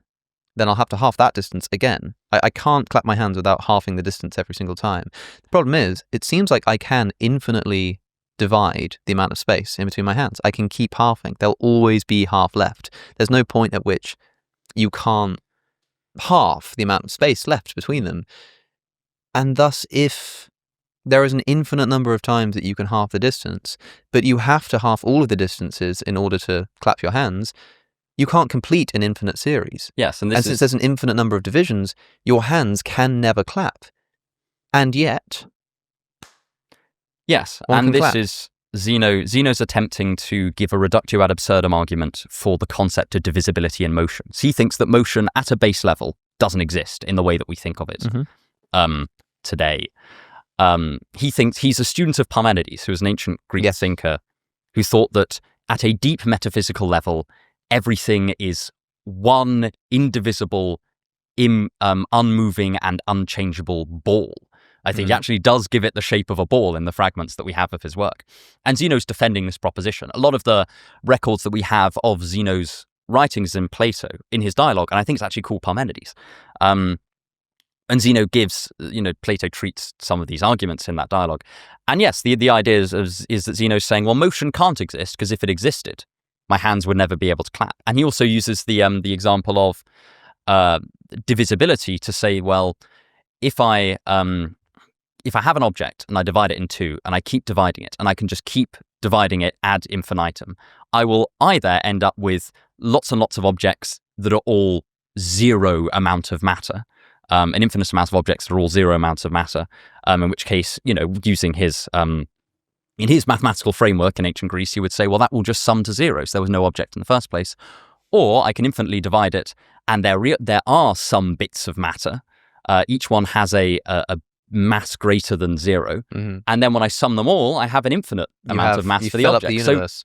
So this was his argument against divisibility. And I think that broadly, calculus has put to rest a fair amount of these paradoxes. Has it really? Well, we now just have mathematical ways of treating infinity. Our way of treating infinity now is really sophisticated. You've got, Cantor's work on infinite sets. Just the concept of calculus. We've got much more sophisticated ways of treating infinity than Zeno had. There's no reason why Zeno should be able to, it would be a bit much to expect Zeno to invent both calculus and Cantorian set theory and like non-standard analysis in order to solve some of these problems. There are a few solutions to this, like the paradox of the clapping. One is to say that like you can just sum an infinite series. As our modern maths allows us to do. The other is to say that space isn't infinitely divisible, that space is discrete, that there is a smallest possible sort of distance. That might also be true. I'm more attracted to that second solution. Well, there's, I'm not a physicist, so I'm probably going to completely butcher this, but there is is it Planck's constant or Planck's distance or something like that? Yeah, you'll probably know more about this than I will. Is this really tiny length, but I'm actually not. I don't think that is. I've sometimes referred to the Planck length in this context and been told that I'm wrong to do so. I imagine that I'm getting it wrong just because I don't have a very good grasp of what it is. I can't remember exactly what the Planck length is. I'm not sure if it's like the smallest conceivable distance or if it's something like the smallest distance that we could like measure or something like that. Physicists who are watching, somebody leave a comment. They're probably already typing down below. I'm not sure if that's the case, but you can just like philosophically conclude that there must be a smallest possible distance. That does just seem counterintuitive as well, though, because like the smallest possible distance to me seems to be a point, and a point is indivisible. It seems like as long as it's not a point, you can keep dividing it. And so it does seem like a paradox to me. You could say that you can just sum infinite series now, but like, yeah, you can with like maths, I guess, but like we're talking about like physical things. We're talking about like actual space. I'm not talking about numbers off in the, mathematical realm or whatever. I'm talking about like actual space, atoms, air between my hands. And I'm just expected to believe that because someone invented calculus, I can now just infinitely divide a physical space. I struggle to wrap my head around it. But of course, I know that I can clap my hands. And so something's going wrong. Well, as in Parmenides, Zeno would probably say that I can't remember exactly the Parmenidean distinctions, but would say that you're clapping your hands, but you're at the baseline metaphysical level, motion isn't occurring in the world of, I think, what is the term that Parmenides uses. Well, Parmenides doesn't believe in change at all. Motion is a kind of change. Motion is a kind of change. Yeah, motion is a kind of change, and Parmenides says that for something to change, it requires that something which was not comes to be. There is something that is not the case and now is the case. That's what changes. But you can't get something from nothing, and so change can't exist. Yes, he thinks that from what I remember, he thinks that it entails a contradiction because you have something that both is and is not. And I would say at the same time, because now we're so used to time indexing truths. We say things like we say X is true at time T. Yeah. Parmenides didn't do that, and a lot of people think that this is just where his thinking goes wrong. He doesn't have access to this time indexing, or doesn't. It's not a standard bit of the logic that he's using. Yeah, my favorite of Zeno's paradox is the tortoise and the hare, which is actually kind of secretly a version of the hand clapping thing. But if you've got a tortoise and the hare, or I guess what was it, like Achilles and the tortoise? Yes, Achilles and the tortoise. Which one is? Because one of them is one of Aesop's fables, and the other is one of Zeno's paradoxes, and I never get. I think Achilles and the tortoise is Zeno's paradox, where Achilles runs really fast, the tortoise runs really slow, and so if they had a race, Achilles would win. But suppose you gave the tortoise a head start, you give it a 10-second head start. Achilles will still like run really fast and overtake the tortoise, right? But after that 10-second head start, let's say that the tortoise has moved a meter forwards. Achilles starts running. By the time Achilles has reached that meter, by the time Achilles has got to the point where the tortoise will have moved forward a bit. Maybe it's on 1.2 meters. Okay, then by the time that Achilles reaches 1.2 meters, the tortoise will have moved forward a bit, because the tortoise isn't still, it's in constant motion, and so it will have moved forward a bit. Maybe it's on 1.3 meters now. And when Achilles gets to 1.3 meters, the tortoise will have moved forward a bit. And that will always be the case. Whenever Achilles catches up to where the tortoise was, the tortoise will have moved forward a little bit. And when Achilles gets to that point, the tortoise will be a little bit further on still. And that will always be the case, that wherever Achilles gets to, the tortoise will have moved forward a little bit, which means that Achilles can never overtake the tortoise, because whichever point he gets to, that the tortoise was once at, the tortoise will have moved forward from that point. So Achilles can never overtake the tortoise. And yet, once again, you play it out and Achilles overtakes the tortoise. Now, this is, as far as I'm concerned, a version of... Yes, the hand clapping, or the arrow, I think, is his... Because I don't think it's the same as the arrow.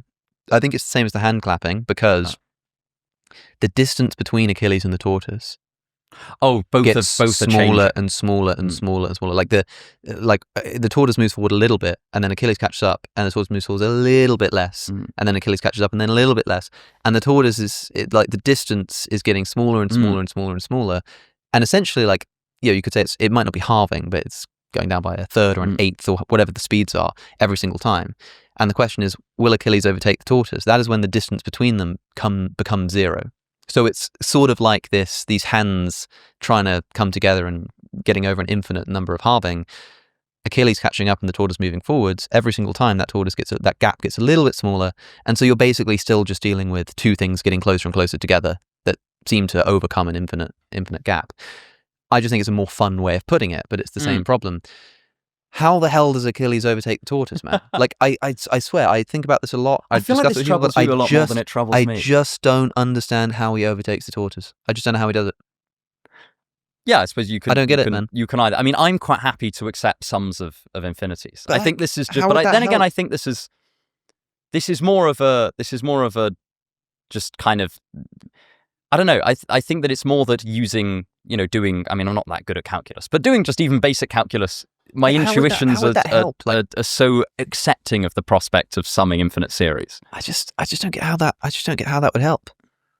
Like, there are rules in mathematics that sort of just seem not to apply to the physical universe. I don't know, man. Like, I don't understand. Like, I think you have to say that space is not infinitely divisible. I mean, while we're on infinite paradoxes, you talked about. Have you come across the idea of sort of there's a technical term for it, but effectively smaller and larger infinities. Yeah. Where you've got the smallest infinity is the natural number line, which is what's called I think it's the smallest anyway. It's called a countable infinity. And any infinity that you can have a bijection, which is sort of a one-to-one mapping of each set member in the set with the natural number line, is also a countable infinity. But then there are uncountable infinities, like the real number line, or indeed, as far as I'm aware, any subset of the real number line is also an uncountable infinity. Yeah, I'm really struggling to think how to. For me, Thomson comes out on top here. How come? Because I think that I just find the paradoxes of Zeno slightly less compelling than you do. I mean, I find them at the very least really fun. They're very fun. Don't get me wrong. Extremely fun. I find them actually extremely challenging. But like, how influential? Like, is it like an influential philosophical thought that actually sort of changes the way that I view the world, in the way that Thomson makes you think about ethics with the trolley problem, makes me with reconsider my relationship between law and ethics. I think if we were actually living our lives, the ideas that Thomson discusses and talks about are going to come up more. I like if we were actually living our lives. Yes. As opposed to whatever the hell we're doing. As opposed to what we're doing now. But Zeno comes up because we're talking about philosophy. Yes, exactly. If we were just living. Thomson her philosophies are far closer to the ground level. And Zeno wouldn't say that his philosophy is meant to be practical. It's just like a bit of a... And Zeno only really comes up in the context of being like, look at these fun paradoxes. Yes, exactly. Whereas Thomson, her ideas are more famous than she is. Whereas Zeno, he's probably more famous than his paradoxes are in many ways. Yeah. I would say Thomson comes out on top for me. For me, it's really tough. But if you're confidently on Thomson, I'm happy to grant it. Because I'm a little bit torn, but I do think Thomson just has more going for her here. I would say I'm pro Thomson. So okay, we'll put Thomson. We'll put Thomson as the winner between Zeno and Thomson, and there's no P this time. Oh yeah, if you're watching Judith Jarvis Thomson, is Judith? Is she alive? Do you want me to Google it? Yeah, fine. This is what happens with philosophers, is that you never kind of. I mean, apart Jamie, from pull Daniel that up. Dennett, where I was. Pull it up. Can you look up, is Judith Jarvis Thomson still alive? I don't think she is. Apart from Daniel Dennett, I find out when Daniel Dennett died. It's actually quite sad when Daniel Dennett died. I was much more sad than I thought I was going to be, if that makes sense. Of course, I've never met him. It's kind of shocking. Yeah, it's because you have this kind of philosophical giant. Yeah, he's just sort of there. That's terribly sad. Yeah, Judith Jarvis Thomson died it was recently. 2020. Yeah. That's right. Actually, I remember now. Yeah, it was quite recent. I was sure she died, but I forgot that it was actually not that long ago. I hadn't heard about it. But yeah, well, Thomson, if you're watching, let's look up instead of at the camera. I apologize for misspelling your name, but I'm sure that you can think of more pressing ethical concerns than that. Okay, I think next we should look at Christopher Hitchens versus Jordan Peterson. Right. I think that I've read shockingly little Christopher Hitchens. Really? For such an influential writer, I really haven't read. But not a philosopher. I mean, I would die on the hill that Christopher Hitchens was not a philosopher. Do you think he'd call himself a philosopher? Because I suspect that he probably. I don't think so. He would call himself. He self-described as a journalist, a polemicist, a writer. Fantastic rhetorician. Speaker, I mean, there was one point that he's doing like an interview, I think, in his flat, and he says something like, he's talking about his writing, and then he says, and public speaking, which I can also do, which is something of an understatement, given that he's probably the best rhetorician of the past 100 years or more. In a way, I think that Jordan Peterson is like the new Christopher Hitchens, in that, like, when you look for like the new Christopher Hitchens, you look for somebody who's like British, alcoholic, speaks well, but what Hitchens did was he like created and then filled a niche and just like swooned people. People were swooning over him, over how sort of elegant and persuasive he was debating, and he had like a diehard fan base. And in all of those regards, Peterson is fulfilling that kind of role of being. He's certainly got a very enthusiastic following. Having an enthusiastic following who really just like hang on his every word, who think he's incredibly eloquent, who speaks well, who can debate, all of this kind of stuff. So they make for an interesting comparison. I mean, it's the great debate that never was for a lot of people. Yes, exactly. I think it would be lovely to have seen them go up against. It would have either been really, really cool and interesting to see them lock horns, or it would have been a complete disaster like Jordan Peterson and Slavoj Žižek, where it just sort of was a bit all over the place. I didn't actually catch that, was it? You're not missing out on much. I think it was like a huge spectacle. Like everybody, it was like really highly anticipated, and no one's mentioned it since because kind of nothing happened. Jordan Peterson started talking about the Communist Manifesto, I think, as if he'd like read it last night. It was really strange. Oh. But look, Peterson also might be a little bit reticent to say I'm a philosopher. He's a psychologist and a thinker, but he does engage in depth with his favorite thinkers. I think that certainly, I've read his most recent book, and I had What We Wrestle with God. Yes, and I had many things that I disagreed with quite a lot of it, but I would say that the style of argument was classically philosophical. He puts forward a definition of truth that's to do with what you cannot avoid committing to, which isn't an unprecedented definition of truth. You find it in kind of C.S. Peirce, and you find it in a number of pragmatist philosophers. Hitchens doesn't even touch that kind of stuff. Well, no, exactly. So I think that it's a lot more resembling of a philosophical style argument. I think I have read a lot of Christopher Hitchens, and I don't see very much philosophy in there. I'm quite familiar with his works. I can like roughly quote the beginning of God is Not Great from memory. Yeah. If the intended reader of this book should wish to go beyond disagreement with its author and attempt to identify the sins and deformities that animated him to write it, they will not only, and it's where I get a bit lost, they will not only be quarreling with the ineffable something creator who presumably opted to make me this way, they'll also be defiling the memory of a decent woman of stable faith named Mrs. Jean Watts, something like that. It was Mrs. Jean Watts' task, isn't he, Christopher Hitchens? when I was a boy of about 9, attending a school on the edge of Dartmoor. I'm telling you, I don't know if anyone's got the book, pull it up and see how accurate that was. Like, I'm pretty familiar with the guy's work, and not anywhere have I seen any serious engagement with philosophy. Like when he's asked if he thinks free will exists, he says, well, I think, of course free will exists. We have no choice but to believe it. And everyone laughs. And that's actually the end of the discussion for him. Hitchens said in his final interview, conducted with Richard Dawkins for The New Statesman, just before he died, Dawkins says to him in that interview, "You're perhaps the most well-read man I've heard of since Aldous Huxley." And Hitchens goes, "Yes, well, Richard, it might come, he's got that real hoarse voice, like near the end of his life, it might come at the expense of some depth.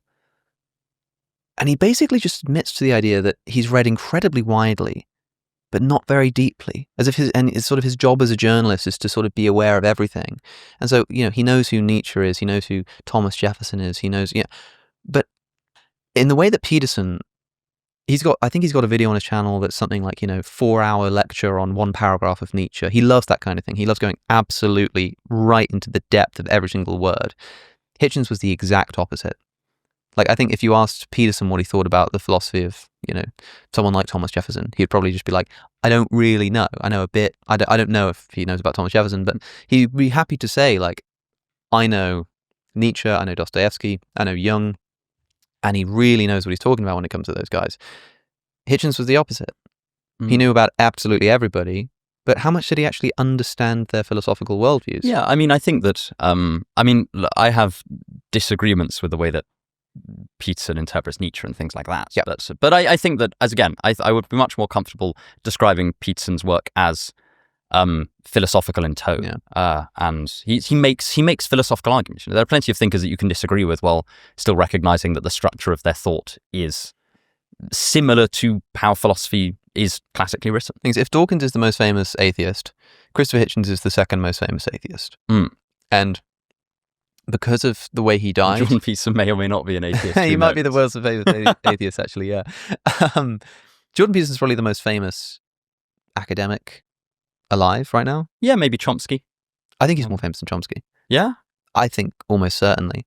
I think if you ask people on the street who's Jordan Peterson, they'll have heard of him. Maybe not with Chomsky in the same way, to the same degree, Like, I remember once I was speaking at a university society, and somebody came to pick me up from the train station in a car, and we were driving to the event, student, and I mentioned Jordan Peterson. I think I mentioned Michaela Peterson, and then said, oh, that's Jordan Peterson's daughter. She said, wait, who's Michaela Peterson? I said, Jordan Peterson's daughter. And she went, who's that? And I was actually taken aback. I was like, I genuinely was like, how can you not know who Jordan Peterson is? You sort of forget that, like, you're not exactly a household name in the same way. But I wouldn't feel that way if she said, who's Noam Chomsky? Well, I was only introduced to Jordan Peterson when somebody gave me 12 Rules for Life as a birthday present. Yeah. And I then didn't realize that I kind of thought that it was just like thought he was a self-help author, because I think 12 Rules for Life is very much in that vein. It depends what world you're in, man. Yeah, I mean, apart from that, I only really know his religious, well, as much as anyone can kind of tease it out. I have my interpretation of his religious views. Yeah. Which I think, I like elements of, I like that he's engaging with an idea of pragmatist theories of truth. I think there's something in that, and I think that it's a kind of neglected part of philosophy. Yeah. Depends the world you're in. You know how, like, Robbie Williams just put out like a weird film where he's portrayed. Oh yeah, no one knew who he was outside of the UK. Americans just have no idea who Robbie Williams is, and it's kind of like I understand that, because like it makes sense to me that Americans don't know who he is, but like for the Brit who sort of knows, like, take that, and I mean Robbie Williams is huge. It's kind of really strange that like nobody by a monkey seems to in have the heard of film. him. Or Yeah, it's really weird. Like, I've not seen it. Me neither. I think it's some kind of apparently it's quite good. I've heard good reviews actually. But yeah, now a word from our sponsor, Robbie Williams. Yeah, people just haven't heard of him, and it's maybe the same kind of thing with Jordan Peterson. But like Hitchens, the thing is, Hitchens, people loved him so much, but I've seen people go up to Jordan Peterson and say, like, you have changed my life. Like, I was going to kill myself, and then I read your book, and now, like, I'm married with kids. That kind of stuff, right? Although it does teeter into a little bit of the sort of self-helpy vibe I should as well. say, I didn't mean that as being demeaning. I mean, Nicomachean Ethics is I mean, it's not self-help. I mean, what is being demeaning? So as in I wasn't using self-help as like an insult. No, because it's sort of like it's a different kind of approach, because Hitchens, people would have come up to him all the time and told him that he's just the most eloquent person. Like, they're so impressed that like their books really help them. But like, I don't think he's got that same level of people seriously coming up in tears and saying, you saved me, So Peterson is obviously doing something for people in a way that Christopher Hitchens was not quite in the same way. But then there are probably a lot of people who feel like they were liberated from their religion by listening to someone like Christopher Hitchens. The problem is that a lot of what Hitchens had to say about religion, in my view, is just wrong, unfortunately. Eloquently put, but wrongly put. Peterson is, of course, the same. Like, the difference between them is that Hitchens is very precise, but I think quite shallow philosophically. Peterson is very deep philosophically, but incredibly, almost comically imprecise. I find that, again, I disagree with quite a lot of Peterson's philosophical arguments, but nonetheless, it is recognizably a philosophical argument. I think, but then I'm trying to think, like, if there were an issue, like, if something sort of came up, like, who would I rather look to? As to, like, I wonder what they think about this. Like, who would I be more interested in hearing what they have to say? I think I would choose Hitchens in that circumstance, just because he's been dead for so long that I'd be interested to think what he thinks about anything. But if he was still alive, would I want to know what he thinks about a moral debate? Actually, yeah, but I think I'd be more interested in the way that he put it. I'd be more interested in the arguments that he constructed. Peterson, I'm just kind of not that interested at all, though, in hearing what he has to say. I've never sort of looked at a news story or something, gone like, I'm going to go and see what Peterson thinks about this. Peterson uploaded a video the other day called, like, A Message to Elon Musk, sort of very dramatically, like, this is my, and I'm not even going to watch it. Like, I kind of don't care. I feel like I feel like you know his work much better than I do. Because I feel like he's so embedded into the culture war that I kind of feel like I kind of know the kind of things he's going to say anyway. Right, like, I can predict the message he's going to. The thing that made him so great is that, like, you're never quite sure what he was going to say. Like, he's going to exposit Genesis for you, and you're like, wow, okay, like, I know Peterson's really deep. I wonder what he thinks about the book of Genesis and why it's worth doing a lecture on. So people watched, and they really like paid attention and thought it was cool. He's been around long enough now that people kind of know what they're getting themselves in for, and they find these kinds of lectures, the Exodus thing, the Gospels more recently, to be a bit too, like, all over the place. And so I'm more interested in listening to Christopher Hitchens, but I think that he's more sort of confidently wrong about things. I don't like Peterson's method. I don't like his method of conversational sort of style. I really appreciate that he recognizes that it's never quite as straightforward as a.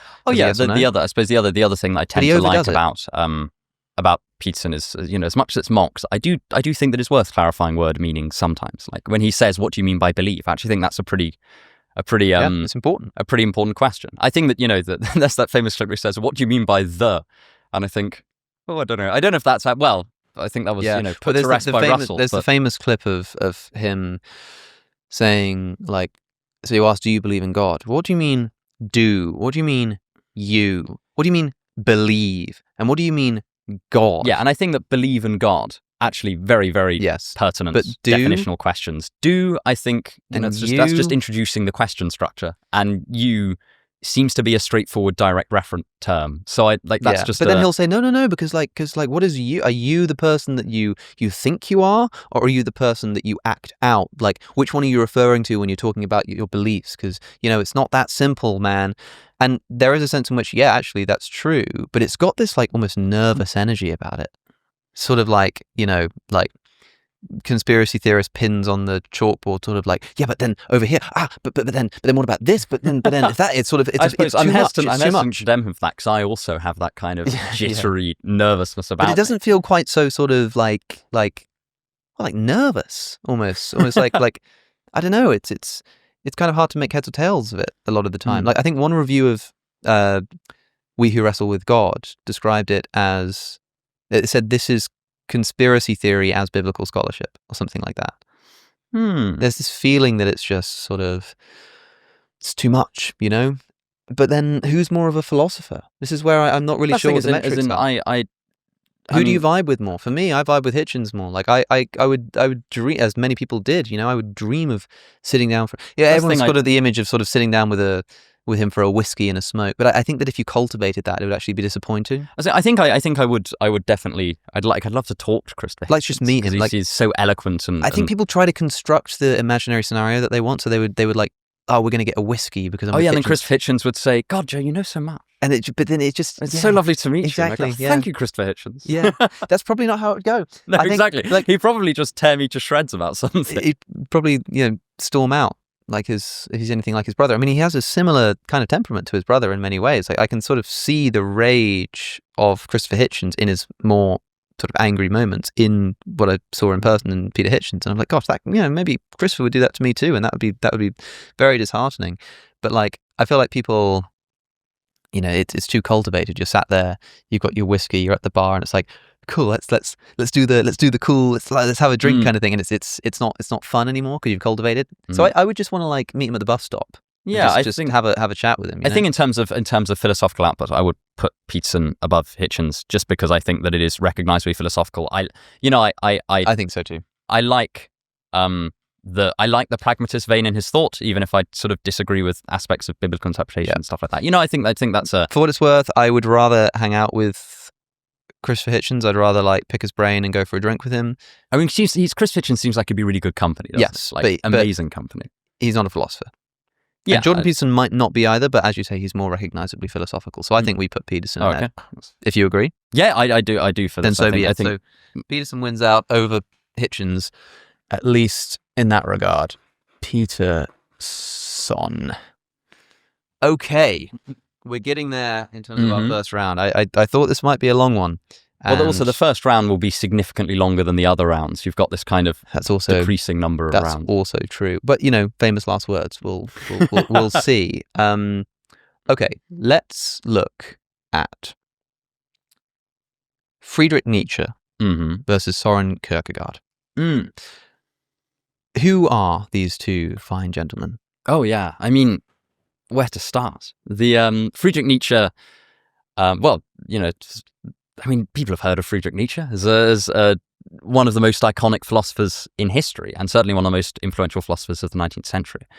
I don't know how to summarize his work. The thing about Nietzsche is that he seemed to write almost all of his books assuming that you've read every one of the books that comes before it. And he even states this explicitly in Ecce Homo, which is his kind of philosophical autobiography, where he effectively he's constantly making reference back to his other works and is basically saying, you ought to read me as a whole. Yes. And I do really advocate for that way of reading Nietzsche, because he's very creative with the way he plays with ideas. So quite often in one paragraph, he'll put forward an idea, and it turns out he's just putting it forward to criticize it. And this can make reading him quite a bewildering experience. It's almost like in order to fully appreciate him, I think taking a broad view is probably best. To revisit Peterson, I actually think that spending 40 minutes analyzing one section of Nietzsche, while it can be very interesting if you're, comparing the way he uses particular German words in different sections and stuff, could be very interesting. I actually think that to get a kind of grasp of his general thought, I think that a broader view is significantly more helpful for someone like Nietzsche. In terms of main ideas, obviously the death of God. God is dead and we have killed him. How shall we comfort ourselves, the murderer of all murderers? Yes. This is in reference partly to the sociological event, sort of the decline, what he sees as the decline of religion, or the decline of a defensible philosophical basis for religion, in his opinion, in the 19th century.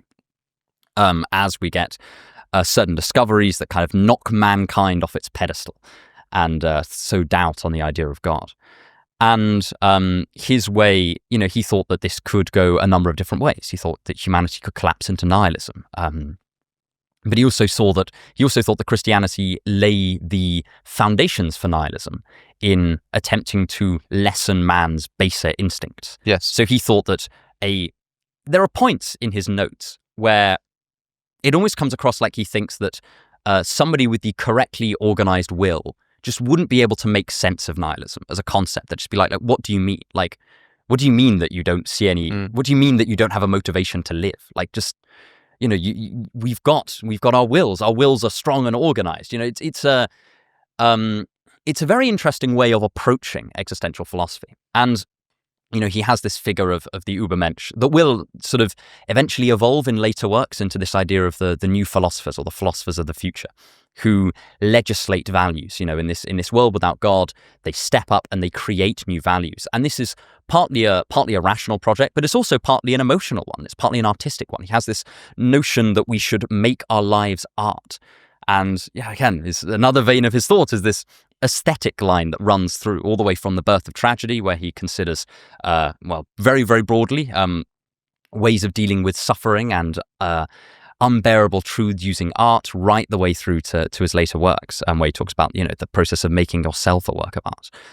And again, it's very hard philosopher to summarize, because any one of those in isolation can very quickly lead to misinterpretations. And Nietzsche is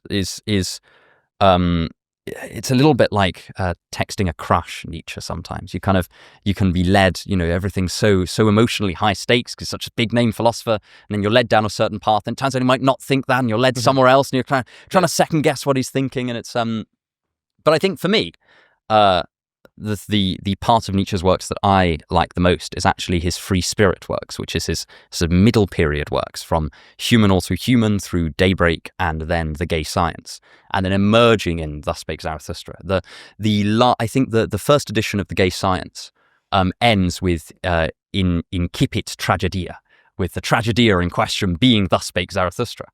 And eventually he later publishes another bit of The Gay Science. It ends up not being the last line, the final thing. Incipit. Oh, beginning. The tragedy begins. Yeah. I don't speak Latin, but I think that's what it means. And in these free spirit works, he begins with Enlightenment principles. So he says, I'm only going to value truth. And then he uses this principle to dispense with a whole host of things. So he thinks that if you value truth over all else, you'll dispense with morality and God and the concept of beauty he even gets rid of at some point. This is in Human All Too Human. And then he eventually turns around to say, actually, we can undermine the value of truth as well.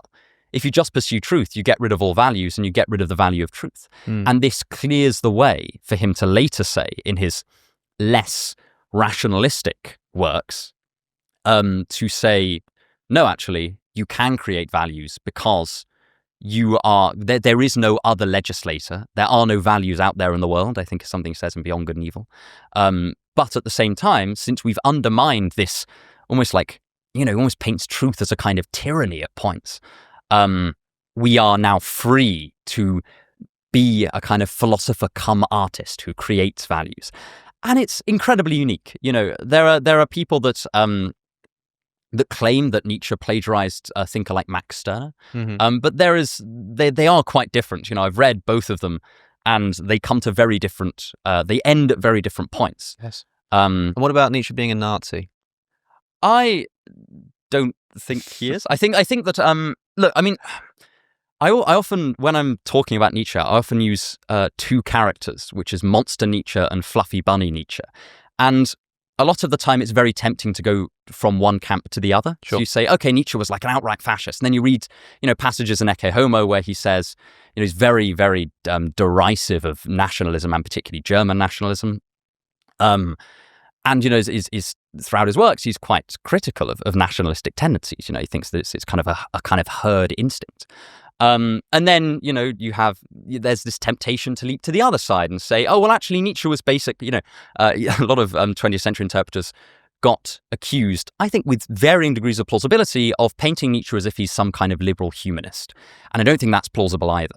The passages glorifying Napoleon specifically for his ability to not care about sacrificing thousands and thousands of troops in pursuit of personal glory.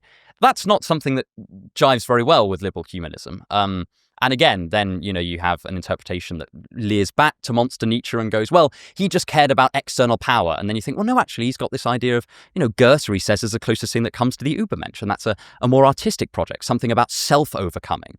And then people very quickly go back to Fluffy Bunny Nietzsche and say, oh, well, he's just a personal existentialist. So, well, I don't think that's quite true either.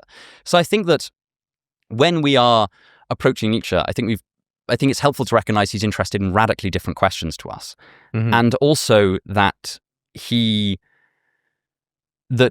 doesn't fit neatly into any kind of modern philosophical framework. For a start, he's very anti-systematic for quite a lot of it. His work is a mixture of broad philosophical projects and random observations that tend to be kind of cool. And sometimes, are less cool. He is a difficult thinker to put in a single sentence, and oftentimes is caricatured either one way or the other. But I think that this middle path, where you recognize that he values, fundamentally different things to most people today. He's an aristocratic elitist, I think was a term that he thought best described him. I might not have got that entirely right. But this idea of a philosophy that was for a few people. And I don't think that it's that controversial to say that Nietzsche was an elitist. Yeah. Didn't he write a series of chapters, Why I Am So Smart? Yeah, I think that's probably like so tongue-in-cheek a little bit. Yeah. That's Ecce Homo. Yeah. Why I write such good books. And yeah. I think Why I Am Destiny is the last one. I might be getting that wrong, but I've not read Ecce Homo. It's really, I think that Ecce Homo is fantastic for picking up on some of the common misinterpretations of Nietzsche, because he so often dispels them in Ecce Homo. Again, it's where he most explicitly condemns things like nationalism. Sure. But again, so that would be, Nietzsche in a nutshell, I suppose. I don't know how long I've been talking. Nietzsche in a nutshell. But again, I mean, the main thing that I tend to say regarding Nietzsche interpretation is to have these two characters in your head, Fluffy Bunny Nietzsche and Monster Nietzsche. And anytime you find yourself veering too close to one of them, it's worth noting, I don't know, have I gone too far? Have I gone too far in one direction or the other? Yeah. How much am I just fitting Nietzsche into a modern role when he's a 19th century philosopher asking 19th century questions and approaching it in a way that is actually pretty different to most other 19th century philosophers? Okay, so that's Nietzsche. Yeah, to the best of my abilities. Shelve that for a moment. Mm-hmm. Who is Kierkegaard? And am I saying that correctly? Yeah, Kierkegaard. Kierkegaard. People. I don't know. I feel like if I attempt it, I'm going to end up being more offensive than if I don't. I'm called Kirk for short. Kirk, yeah, good old Kirk. Søren Kirk. Yeah. So Kierkegaard is an extremely prolific Danish philosopher. Who has this tendency to write under pseudonyms, which again can make it sometimes unclear exactly what he thinks. Mm-hmm. But to take just one of his ideas that I think is perhaps his most influential, he has this idea of the 3 stages of life, and this comes across in 2 works, one of which, if I remember correctly, is just called The Stages of Life. The other one is Either Or, which is to do with either or contrasts 2 ways of living called the aesthetic and the ethical. And the aesthetic way of living is more complicated than hedonism, but for the sake of a kind of brief discussion, hedonism is a pretty good proxy for it. It is characterized by a lack of ability to commit to things in the long term. It's sort of, seeking pleasure in the short term, or just seeking only short-term goals with no overarching organizing principle around which you conduct your life. So Kierkegaard tends to paint people in the aesthetic stage as selfish, not necessarily entirely selfish, but just having a propensity towards being more selfish, because they aren't yet governed by any kind of higher law, which is the characteristic of the ethical. And the ethical for Kierkegaard is a way of life much more to do with duties to others, embedded in an ethical framework. Kant often thrown around as an illustrative example of this. He's got a very, very well worked out ethical framework that is adhered to pretty strictly. And this for Kierkegaard characterizes the ethical stage. And the pinnacle of his ethical stage is what's called the Night of Infinite Resignation, which again is a very complex figure. But essentially this is someone, very, very broadly, this is someone who is adept at sacrificing their own individual will to a higher principle. But crucially, doesn't have faith. Kierkegaard is an incredibly religious thinker. And his final stage is what he calls the religious stage. And the religious stage, different interpreters place different emphases on different aspects of this. Some lean more towards characterizing it simply by faith.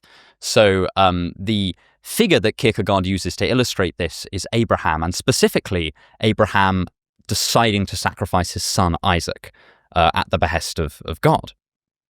And Kierkegaard characterizes the level of faith that Abraham has as simultaneously believing that he was about to sacrifice his son Isaac to God, and that he would be walking back down that mountain with Isaac but a moment later.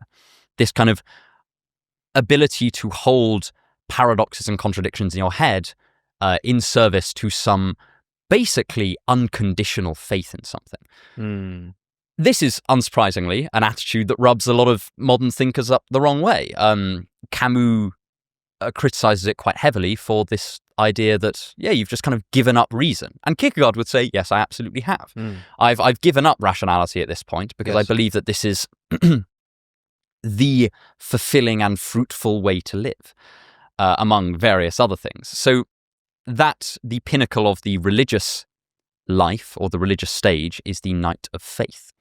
And that, rather than the knight of infinite resignation who's willing to give everything up for a set of ethical principles, again, very broadly, it's obviously more complicated than that. The knight of faith is someone who has such faith, and in, specifically Kierkegaard, faith in the Christian God, that they effectively are untroubled by existential angst. And Kierkegaard doesn't necessarily, it's more complicated than Kierkegaard saying, just believe in God, bro. He thinks that this is an incredibly difficult personal project for a believer to work out. There are also just, separate from that, there are huge other theses he has in his work. So he gives an analysis of despair, which has a strong religious dimension to it, but also is jam-packed of observations that are very, very relevant for secular life. So he characterizes despairs of possibility, where either you have too few possibilities and you're kind of boxed in by existence, or you have too many possibilities and you're like Sylvia Plath underneath the fig tree. And you're going, Sylvia Plath has this image where she sees all the lives she could live as figs on a fig tree, and she's so tormented over picking one, and she has this kind of vision that she's just agonizing over which one to pick, and eventually they all fall to the floor and they rot away. And that summarizes Kierkegaard's despair of possibility, or one of them, quite nicely. And again, he thinks this despair can be alleviated with a particular personal relationship to God. Yeah. So he's very critical of institutional religion, for example.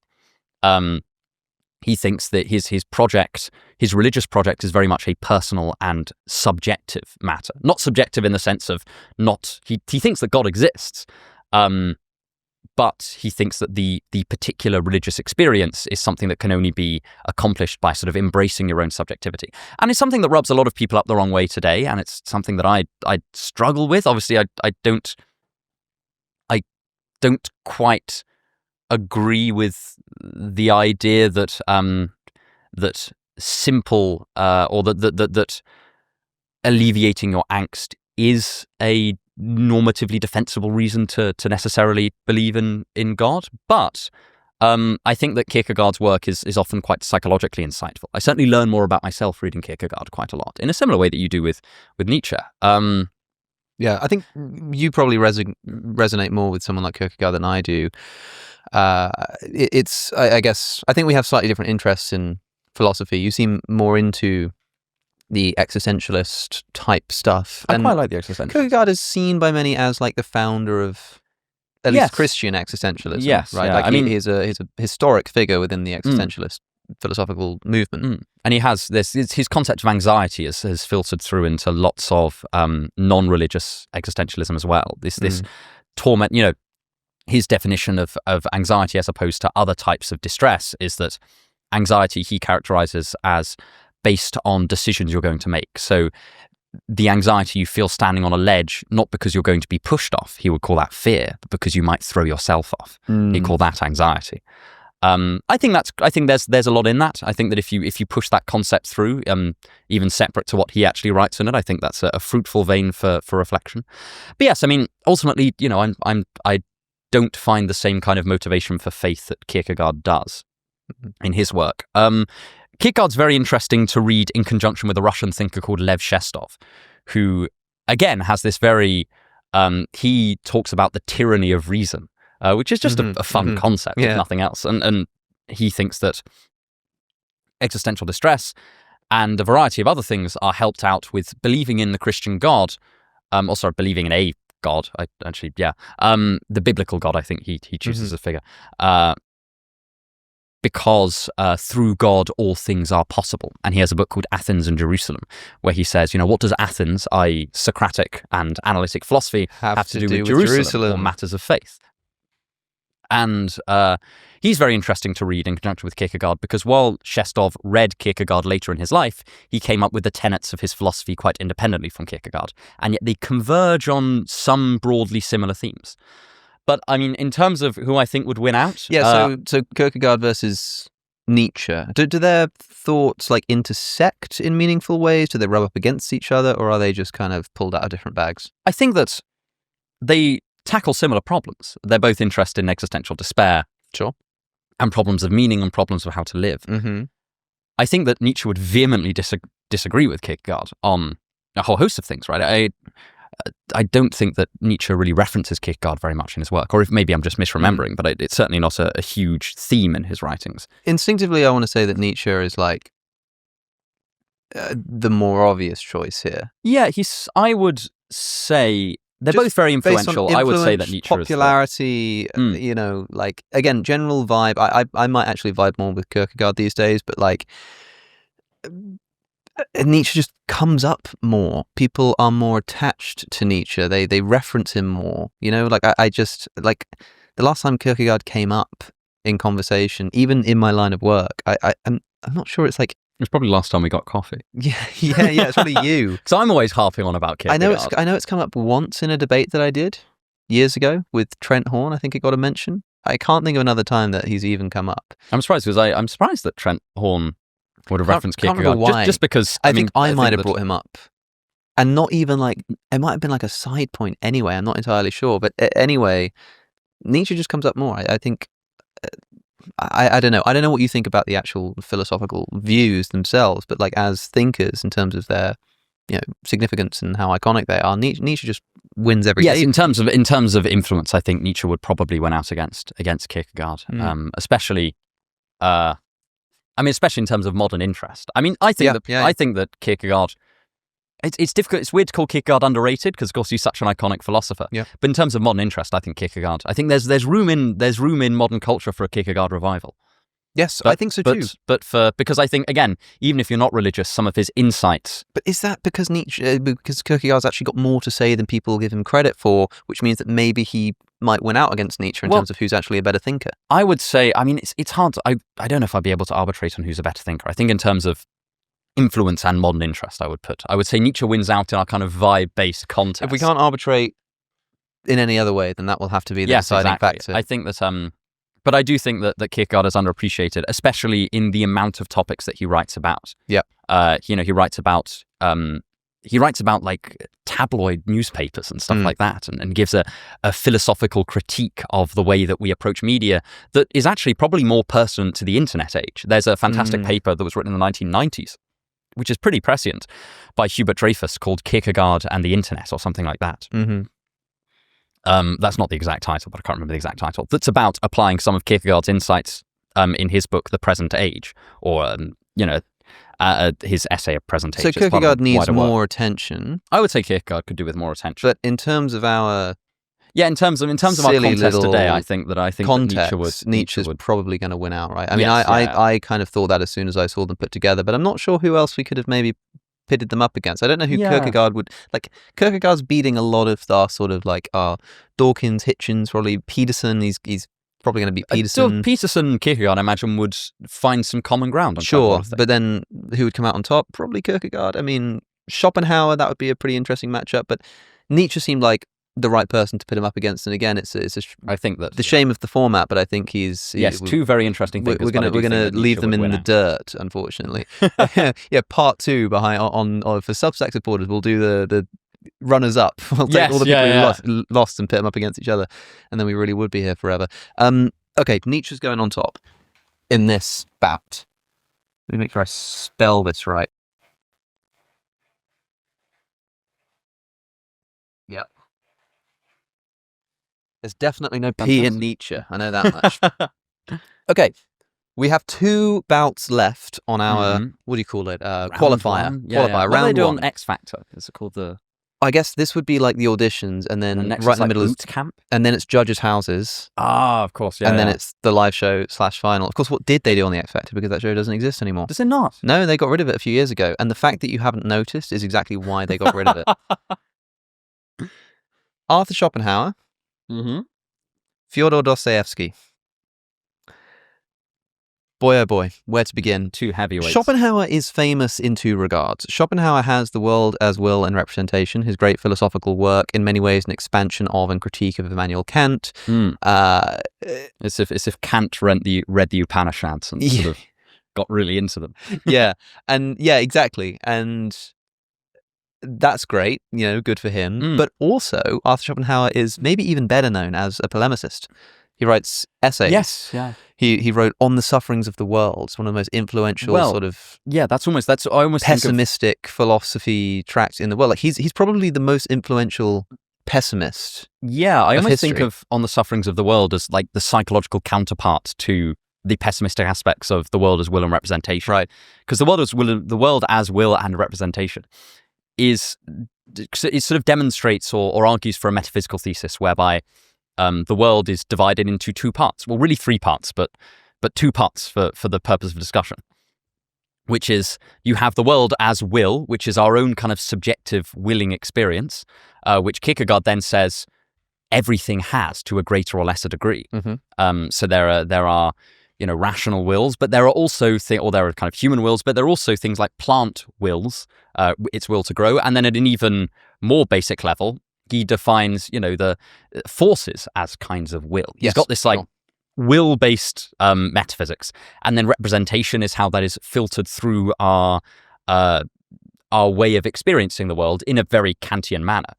And he thinks that the way that the world is set up is basically primed for suffering, in effect, because we carve up and individuate this underlying primal one will, and we put wills in contest with one another. And much of his way of dealing with suffering is about restraining the will, or in some way losing your own individuated will. So he has, I think, broadly three strategies. So he has the aesthetic mode, which is sort of where you lose yourself in art to a greater or lesser extent. And he has a really interesting theory of art, where he talks about how a lot of the kind of representational styles of art are hearkening towards a kind of Platonic ideal of stuff in the world. But then he says music is a way of communing is probably not the right word, but an artwork framed directly around the will, kind of our instincts. And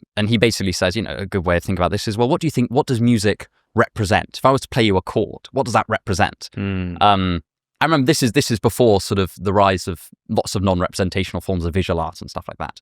So that's kind of a kind of very, very brief overview of parts of his metaphysics. And then On the Sufferings of the World is probably a much more down to earth. This is an psychological essay. It's just thesis. Sort of I don't know, what is it, like 20 pages long, maybe? Something like probably that. Less than that. Yeah. It's and in there he talks about the will in the context of the human mind. Yes. And there are a number of things he talks about. He talks about, I think that there's this and there's On the Vanity of Life or something like that. It's kind of... He talks about how suffering is kind of what it's all about. I think the opening of On the Sufferings of the World is something like, if the purpose and ultimate end of existence is not suffering, then the universe has completely failed of its end, or something like that. He thinks that our wills, our personal wills to a certain extent, although he thinks that the kind of personal aspect of the will is a bit of an illusion, but they're constantly striving for things in this kind of base, instinctive, irrational way. Can you reach that? See the pink do you book? have it? See the pink one just there that's in the middle? Yeah, that one. Yes. Yeah, grab it here. Pass it here. I'll find the section. It's very interesting, and he has this. So he thinks that we're kind of doomed to frustration in that sense, unless we embrace his ascetic path. Yes. Not to be confused with his aesthetic path, which he talks about restraining your will, and he says that various people have achieved this, like Christ or the Buddha. These people that have managed to detach from their will to life, as he puts it. God, it is depressing. It is really depressing. And these people have managed to detach from this sense of frustration. Yeah. Here's the opening. If the immediate and direct purpose of life is not suffering, then our existence is the most ill-adapted to its purpose in the world. I don't like this translation. I prefer it's sort of it's put better elsewhere. But okay, he says, for it is absurd to suppose that the endless affliction of which the world is everywhere full, and which arises out of the need and distress pertaining essentially to life, should be purposeless and purely accidental. Each individual misfortune, to be sure, seems an exceptional occurrence, but misfortune in general is the rule. Yes, and I think that's a powerful opening. Yeah, I think that, and in there he talks about the human propensity to frustration, because our wills will just keep desiring things. You know, if you achieve something, your will quiet down for a while, and it will trick you into thinking that you're now satisfied. Then it'll find something else. And he also talks about the transparency of happiness, which is where it's very easy to miss when you're happy, because happiness is often manifested as an unfrustrated will, a sort of lack of friction between us and the world. Whereas misery or suffering manifests much more actively as active frustration. Yeah, and happiness is often the cessation of suffering, rather than vice versa. Like, you know, the comfort of eating and sleeping and resting, they're all actually just cessation of suffering.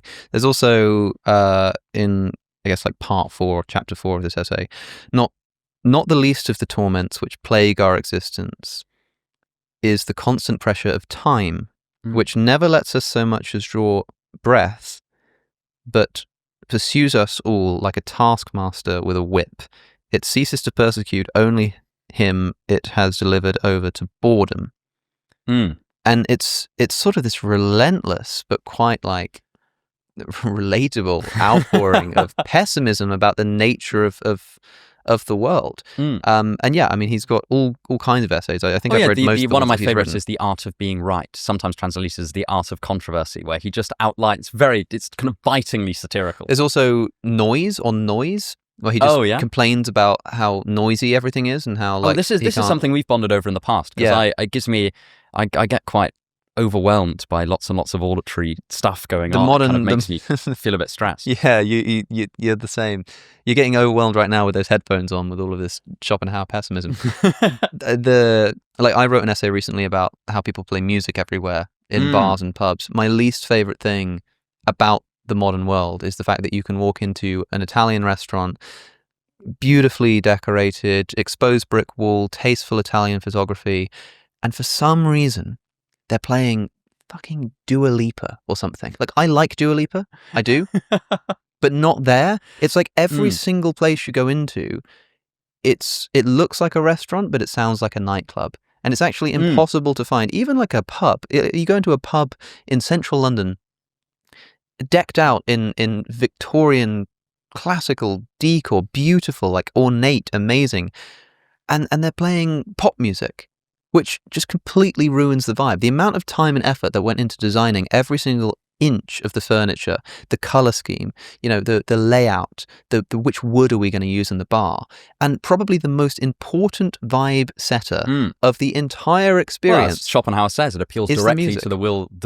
and the instincts. Yes, it's the music. That's the most important thing. And how much thought has been put into that? Like, basically zero. As a fun little aside, the last time that I was with Alex just took me round to demonstrate this fact, took me around different pubs and restaurants and just opened the door, said, look what music they're playing. And I make a point of it now. I boycott. If I walk into a restaurant, it's playing music, because honestly, like half the time I'm going into a cafe or a pub or something, I'm going in because I want to get some work done or do some reading or something. And look, fair enough. It obviously works for them. The problem is when a city gets busy enough, like in central London, you kind of don't need to tailor yourself to the clientele, because every single pub is rammed. Everyone's just looking for somewhere to drink, so you can kind of get away with doing whatever you want. If there was more competition in that regard, I think people would almost always favour.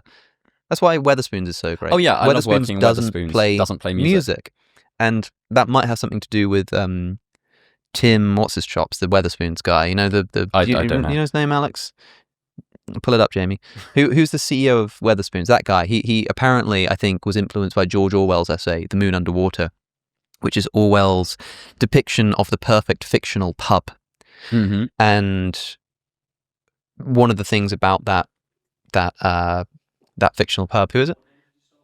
I think it's Tim. Tim Martin. Ah. And one of the things about that lead pub, singer of Coldplay.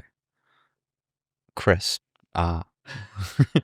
Chris. Well, whoever the guy is, you know, fine. Maybe Chris. Did Chris Martin found Wetherspoons?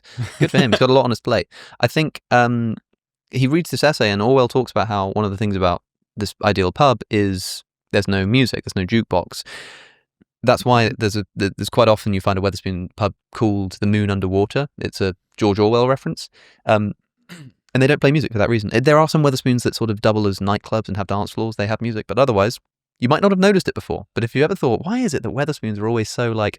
I always assumed it was a cost thing. They're always such a good time. Yeah, so people say like it's because it's so inexpensive. That is true.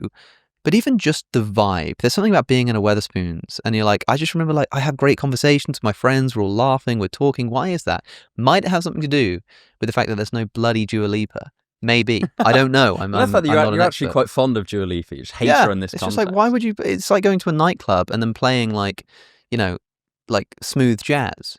Some people might be into that, but if they signed up to go for like a messy night out and they were playing classical music, you'd feel conned. And like if I book a restaurant and I sit down and like I'm like we went for a meal in an Italian place, right? Really nice Italian, it was quite a nice Italian restaurant. And then they just started playing this god awful music. It was very beat heavy, and it sounds like we're just being like a bit poncy or whatever, but it's just such an easy fix. Like just don't play like thumping EDM. The thing about this actually illustrates Schopenhauer's point quite well. If we're going to analogize this to happiness, very easy to notice when the music is clashing with the setting that you're in. Yes. Whereas if they're in harmony, you don't notice. Exactly. It's just non-disruption. That's a lot of the time that Schopenhauer thinks that what happiness is like. It manifests as non-disruption. It's the suffering which is the proactive thing, and happiness which is the exception. Yes, that's Schopenhauer's perspective. And towards the end of that essay, I think, if I remember correctly,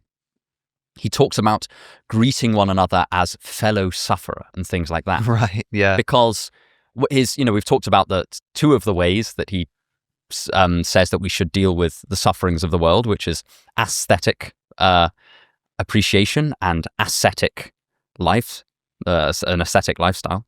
But he also talks about compassion, the importance of an ethics based on compassion. Not necessarily he doesn't have a systematic ethics in the vein of Kant or a utilitarian philosopher. Yeah. His is based on this idea that at a metaphysical level, all is one raging will.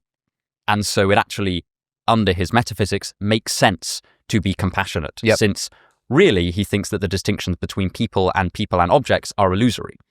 Yes. He's also got a pretty influential essay on suicide, which is again quite like empathetic and Hume attempts has an to. Essay on suicide. He does as well. Yeah. So Hume's essay is much more, I guess, like philosophical, and it's about your right. And and sort of this whole thing about like, extend if it's like about it being God's will and how like, if it's wrong to cut a life short because God should determine when it ends, then is it wrong to do medicine because you're like extending the life from when God decided it should end? Like, what's the difference?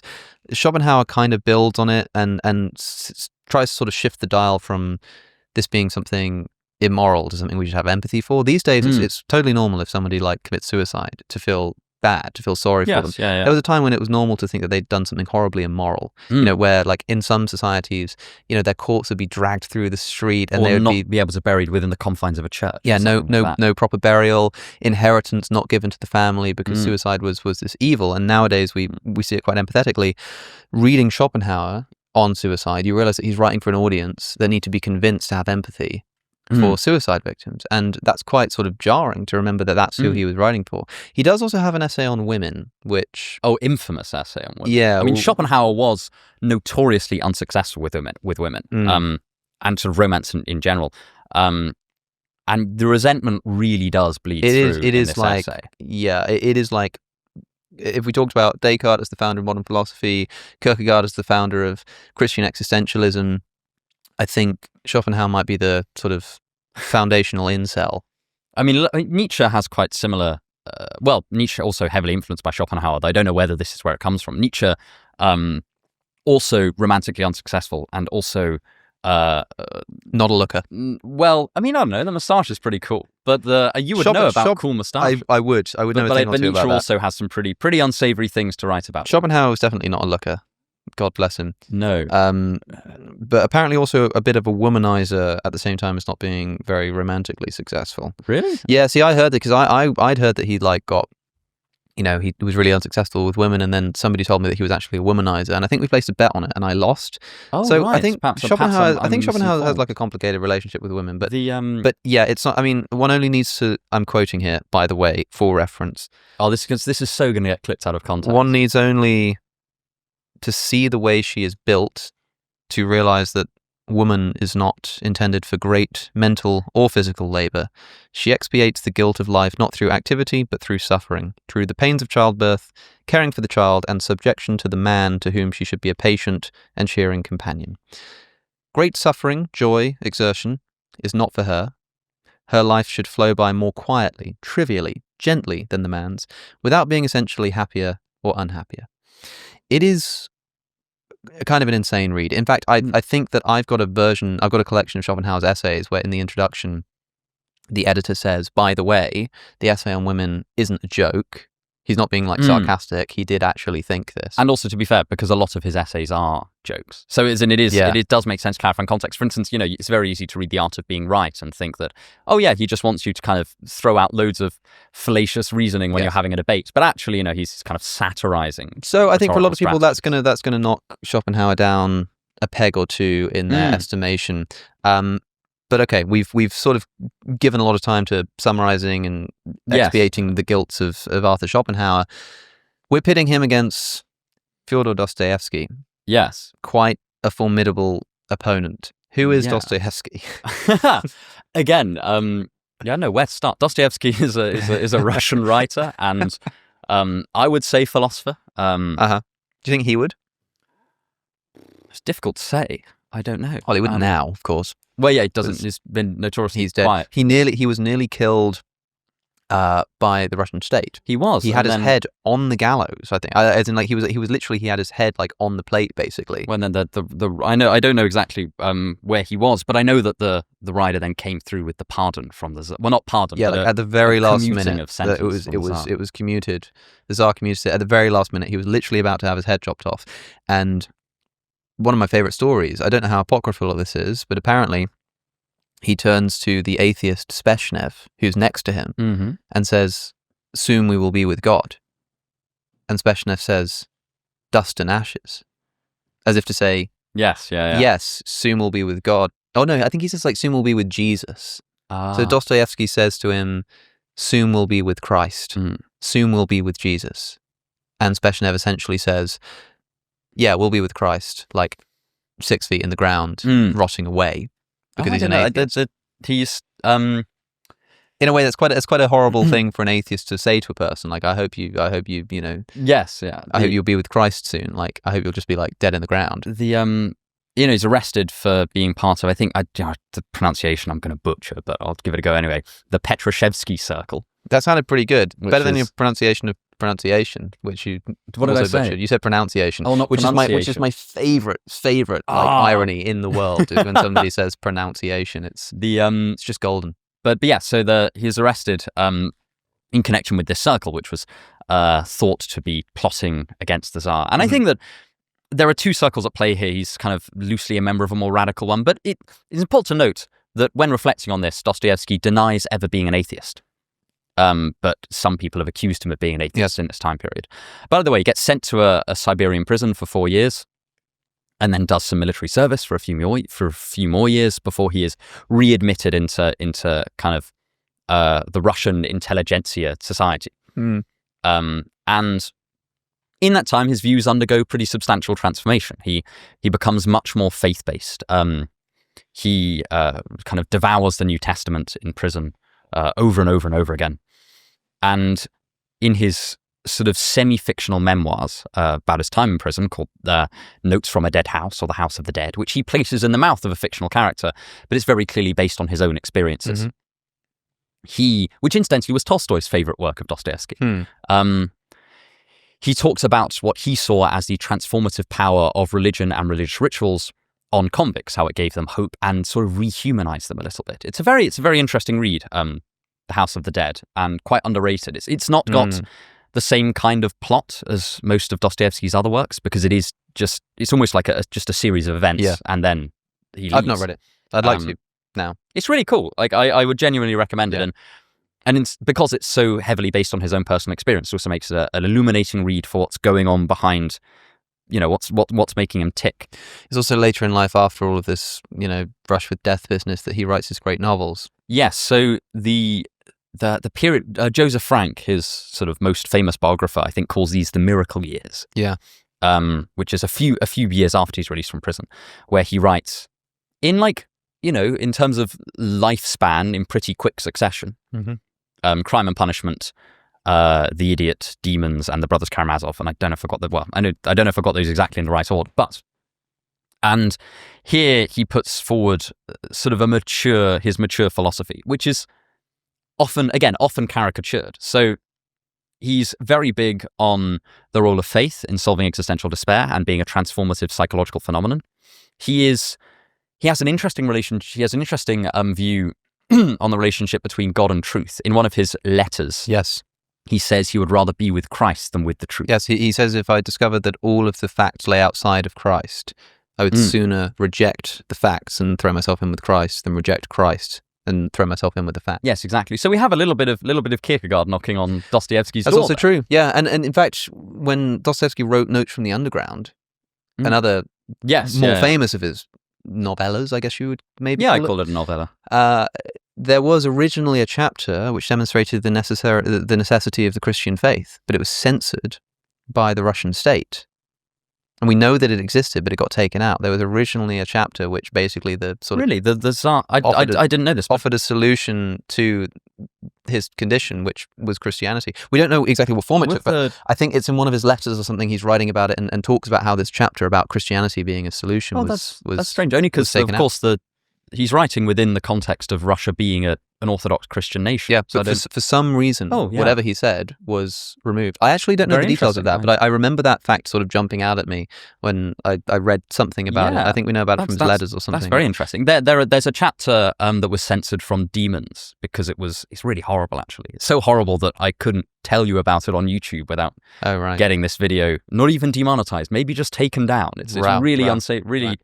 I mean, obviously, Dostoevsky's not supporting the stuff that's narrated. Yeah, but it's meant to be just in there. A critique. But the mere depiction of it was considered pretty, and would still be considered pretty heavy stuff. Yeah, it's not. It would still be quite shocking. Yeah. But anyway, his mature philosophy is very much more nuanced than it's often given credit for. I say he's very big on the role of faith. He's very big on Christianity and Orthodox Christianity in particular. He's very critical of Catholicism because he feels like it's his. He has this bit in the Brothers Karamazov where he basically expresses that Catholicism has turned the church into a state, and his ultimate goal is for politics to eventually become a church. Which he's quite careful to clarify. He doesn't mean a theocracy. He means that eventually the transformative power of faith will allow mankind to live in this kind of Christian brotherhood harmony. It's kind of a utopian vision. This is from Joseph Frank's biography of Dostoevsky. Chapter 10 of Notes from the Underground poses a special problem because it was so badly mutilated by the censorship. In this chapter, as we know, Dostoevsky claimed to have expressed, quote, the essential idea of his work, which he defined as, quote, the necessity of faith and Christ. But the passages in which he did so were suppressed and never restored in later reprintings. He talks about a crystal palace sort of some kind. I remember this. But yeah, it's got something to do with the necessity, as Dostoevsky describes it himself. I didn't realize he put it in such strong terms, like the essential point of the book, the necessity of faith and Christ, and it's just mutilated. And you suddenly get the what he considers to be the drawbacks of a purely naturalistic worldview in Notes from Underground. He sort of, really goes to town on this idea that you can live conceiving of mankind as mechanistic and of, there's a lot of critique of determinism in there. Yeah, there's a lot the famous of critique of materialism in there. Sort of free will stuff, the piano key. It's a different angle, right? He's not saying as a modern analytic philosopher might, Richard Holton is a modern analytic philosopher who defends free will as an emergent property of, our kind of biological makeup. Dostoevsky is saying that it's unlivable. Yep. It's a very different kind of argument. But again, I think it's important not to caricature him in the other direction. He has a very nuanced view of Christianity. So he thinks that, again, he criticizes Catholicism, and he criticizes quite a lot of orthodoxy. In the Brothers Karamazov, he has this contrast between two different characters. There's the elder Zosima, and there's another elder or father of the monastery, and his name has escaped me now. But the elder Zosima represents for Dostoevsky a kind of earthy Christianity. A kind of what Christianity? Earthy Christianity. Earthy, yeah. So it's not just spiritual belief, it's practiced in active love. And actually, in one passage, the elder Zosima goes so far as to say that to actively love will eventually lead you to God. Mm-hmm. He thinks these are almost two sides of the same coin. And on the other hand, this other elder or father, again, I'm kicking myself, so I can't remember the name, but is much more concerned with private spiritual practice and be kind of doing everything to the letter of what a good Christian would do within the confines of the monastery. He spends a lot of time fasting, a lot of time in prayer. And Dostoevsky is sort of satirizing that approach to Christianity. He thinks that it's too detached from the physical world around us, essentially. Dostoevsky is, again, he has a very nuanced view of Christianity, and he spends quite a lot of time criticizing Christians that he thinks don't live up to their Christianity, and also ways of approaching Christianity that he sees as too legalistic. And he's very, very keen on this universal active love. That is probably the cornerstone of his theology in a lot of ways. It keeps cropping up over and over again. He also love, forgiveness, taking on other people's suffering. This is kind of it's a theology expressed so much through practice that at points, he believes obviously that Christ is God, but at points it almost seems like it doesn't matter so much. He also wrote the archetypal novel, fictional exploration of guilt, in Crime and Punishment. Yes. And so we're looking at a giant here. Crime and Punishment, Brothers Karamazov, Demons, Notes from the Underground. He's got a fascinating biography as well, all of these ideas packed in. Versus Arthur Schopenhauer, who is a fantastic polemicist, an entertaining writer, and does have a really interesting body of very influential and interesting systematic metaphysical, and is more of a philosopher proper than Dostoevsky the novelist. But who wins out? Let's put it this way: who would we have been better off having never written anything? If you put it like that, I think Dostoevsky's got to win. I'm torn, to be honest.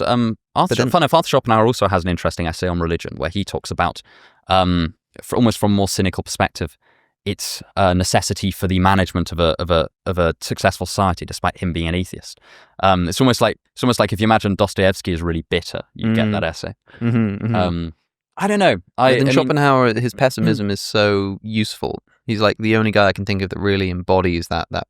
Yeah, and very influential late thinkers like Philip Mainlander and stuff like that. But then some of Dostoevsky's characters do embody that kind of pessimism and are sort of tested in real time. I'm very biased. Dostoevsky I'm so emotionally swayed because The Brothers Karamazov is my comfort read. Whenever I went through a phase last year, because YouTube thing had taken off, I was feeling very grateful, but also very overwhelmed of having these days that I would just spend in crippling anxiety, basically, and I just pace around my flat, and I just kind of I would both struggle to do anything and also struggle to rest. Yeah, and the only thing that would calm me down was reading a chapter of The Brothers Karamazov. Wow. I would quite often read it aloud to myself, pacing around my room, and so I, for purely personal reasons, am biased towards Dostoevsky. Dostoevsky does more for people in that. You reckon?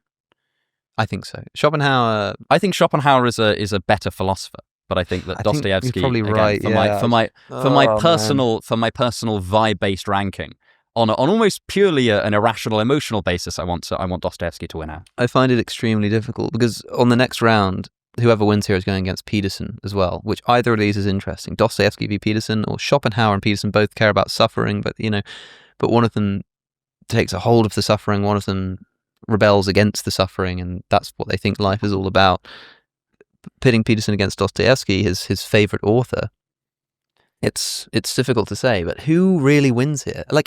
We might be strict because we said that in terms of contribution to philosophy. Yeah, we said Singer is a better philosopher than Dawkins. We said that Peterson is a better philosopher than Christopher Hitchens. Yeah, I suppose then we'd have to go with Schopenhauer a better philosopher. But is he actually a better philosopher? It's more systematic. He's a more maybe perhaps I'm placing too much emphasis on the systematization here. But also Schopenhauer, I'm thinking about introducing aspects of Vedic and Buddhist philosophy to Western philosophy. Yeah, that's huge. It is. But again, as I say, I would defer to you on this because I'm so emotionally biased in favor of Dostoevsky. for reasons that I cannot defend. I find this one really, really difficult because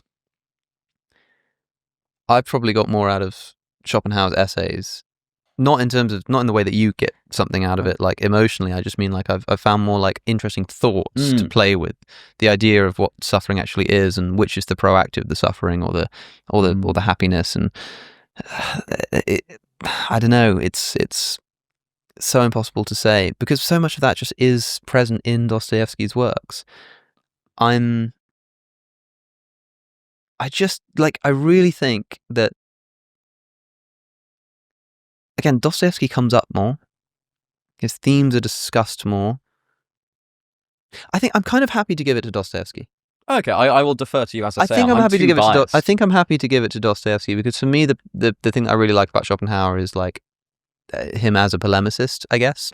I like him as a pessimist, but then again, I also think that people. My favorite pessimist is and I always mispronounce his name, Emil Cioran, but that's not how you say it. But I absolutely love his writing and very. I think I think because we're doing this together as a collective enterprise, and because I'm torn, you've got an emotional bias towards Dostoevsky. I think let's give it to Dostoevsky. I realise that I'm probably treating this with far more seriousness than it probably doesn't really matter. If we did this real quick, it would probably be more entertaining for everyone. This is just our preference. Dostoevsky, there it is. Oh, okay. Sorry, Arthur. Right, you are brilliant. Bye, Arthur. We've got one more. Oh, now this in the audition round is an absolute clash of the titans. This is a belter. We have St. Thomas Aquinas versus one Jesus of Nazareth. I mean, the real question is, which was more influential in Christian thought? Yeah, and you know what? It's a toss-up. And who do Catholics read more? Who do they refer to more? I mean, I love St. Thomas Aquinas. WWT do, as the Catholics would say. Look, this is obviously any Christian is like committed to saying that Jesus is better, but is Christ a better philosopher? Well, no, I think than that Thomas Aquinas. I think that St. Thomas Aquinas. I mean, partly he's a better classic philosopher because so many of the innovations we have in terms of how to write philosophy are just him. Like, he's truly a giant. I mean, the Summa Theologica, I wish I'd read all of it. I've not. Yeah. Well, he didn't even write all of it. It's not finished. Well, no, as in, the bit, he abandoned it after a religious experience. It was all straw. Yeah, which says something. I mean, by Thomas's own admission, his writing is all bollocks. And to be fair, St. Thomas Aquinas had always said that revealed theology could trump natural theology. Yeah. So it makes sense. In some ways, he's not going against his own word. But who has actually been more influential in, let's say, the philosophy of Christianity? Because it depends what you mean by the philosophy of Christianity. Like, if you mean like its ethical maxims and stuff, then of course Christ is your figure. Natural law theory, natural law, Thomas and then Aquinas the proofs of God's existence, the contingency arguments, motion arguments, the integration of Aristotle with Christianity. That's from a philosophical perspective. If you were speaking to a philosopher and they said, prove to me that Christianity is true, you wouldn't turn to the Gospels, you would turn to someone like Aquinas. And so in a way, he's a better philosopher in that respect. But then there's the question of what philosophy is supposed to be about. Thomas Aquinas has a religious experience, realizes that his writings are all straw, as if to say, I'm not saying it's wrong, I'm just saying that it means nothing compared to the experience of Jesus.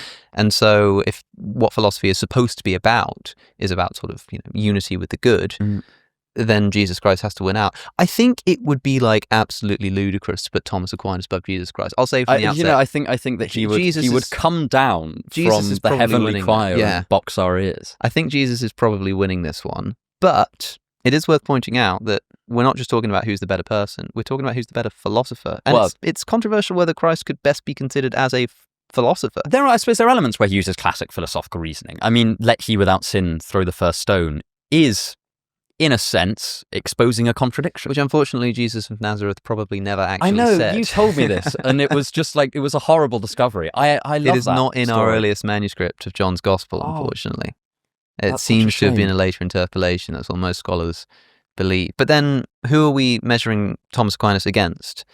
Jesus of history or Jesus of faith? Well, I mean, if you think that Jesus is God, then I mean, he automatically wins. I don't even think that Jesus thought Jesus was God, so I don't think we have to do this that. Is a rabbit That's hole. Another point of contention. But yeah, I mean, but then does God win as is God a philosopher? I guess he is a omniscient lover of wisdom, and he knows all things. But then if you know all things, you have no need for philosophy. So you're not a philosophizer, because philosophers sort of use argument and reason and try to uncover truth. That's not something that an omniscient being can even do. True. It's almost like, even if God exists, he would be the precondition for philosophy. But he would sort of be the worst philosopher in the world, because he can't philosophize, because he just knows everything already. Yeah, so I don't know what we would count there. But also Jesus Christ, in his earthly form, as Jesus, the human being, rather than just the Son of the Trinity, is a human being who...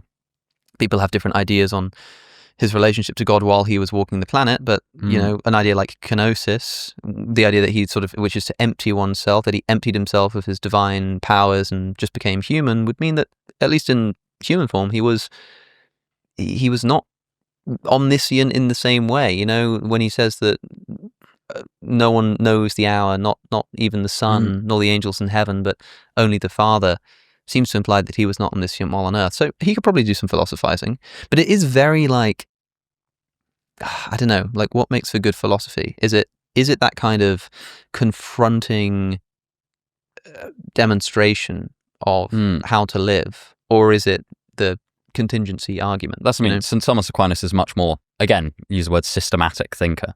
He's more of a philosopher. Jesus Christ, just interpreted by the reports of the gospel, is almost a bit of a mystic. Yes, yeah. But what is philosophy? Philosophy is the love of wisdom, literally. And I think Jesus brings wisdom in a way that Thomas brings knowledge. And I'd be interested to see, because I'm kind of broadly, I like St. Thomas Aquinas. But I'd be interested to see if anyone comes away, any Christians in the audience come away with the same kind of fire in their belly that I hear a lot of Christians report after reading scripture. I know, it'd be interesting, because it's just because I know a few Catholics and non-Catholics who are pretty fired up about Thomas. I mean, but also St. Thomas Aquinas is a beautifully clear thinker to read. Yes. Objection to reply. Just there is part of me which wants to put Thomas ahead as a philosopher, but we can't. I mean, we can't knock out Jesus in the first round. We've knocked out so many amazing thinkers. Because again, if you're talking about influence, I think we will have to on a data. Also, because we're talking as if the only influence philosophers have is over academic philosophy. If you think about the average person who never thinks about philosophy, who's been more influential philosophically? Yeah, and I suppose because Schopenhauer is more influential on academic philosophy than Dostoevsky, but Dostoevsky's a more influential. But we're I think we have a tendency to think about influential philosophers in terms of the papers that are being written and the discussions that we have on podcasts and stuff. But if you think about the person who lives their life, who isn't super into philosophy, like Alex over here, I don't know if Alex, do you think Thomas Aquinas or Jesus has had more of an effect on your life? Do you know who Thomas Aquinas is? You heard of him? Through me. I don't know if Thomas Aquinas has done much for you, but you've probably thought about Jesus once or twice in your life. Yeah.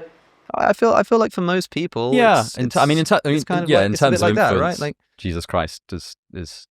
Yeah, I mean, what the hell are we even talking about? Yeah, I mean, of course, obviously. Okay, I'm just going to put Jesus. Yeah. I'm just going to put Jesus. Lord, I believe. Help my unbelief.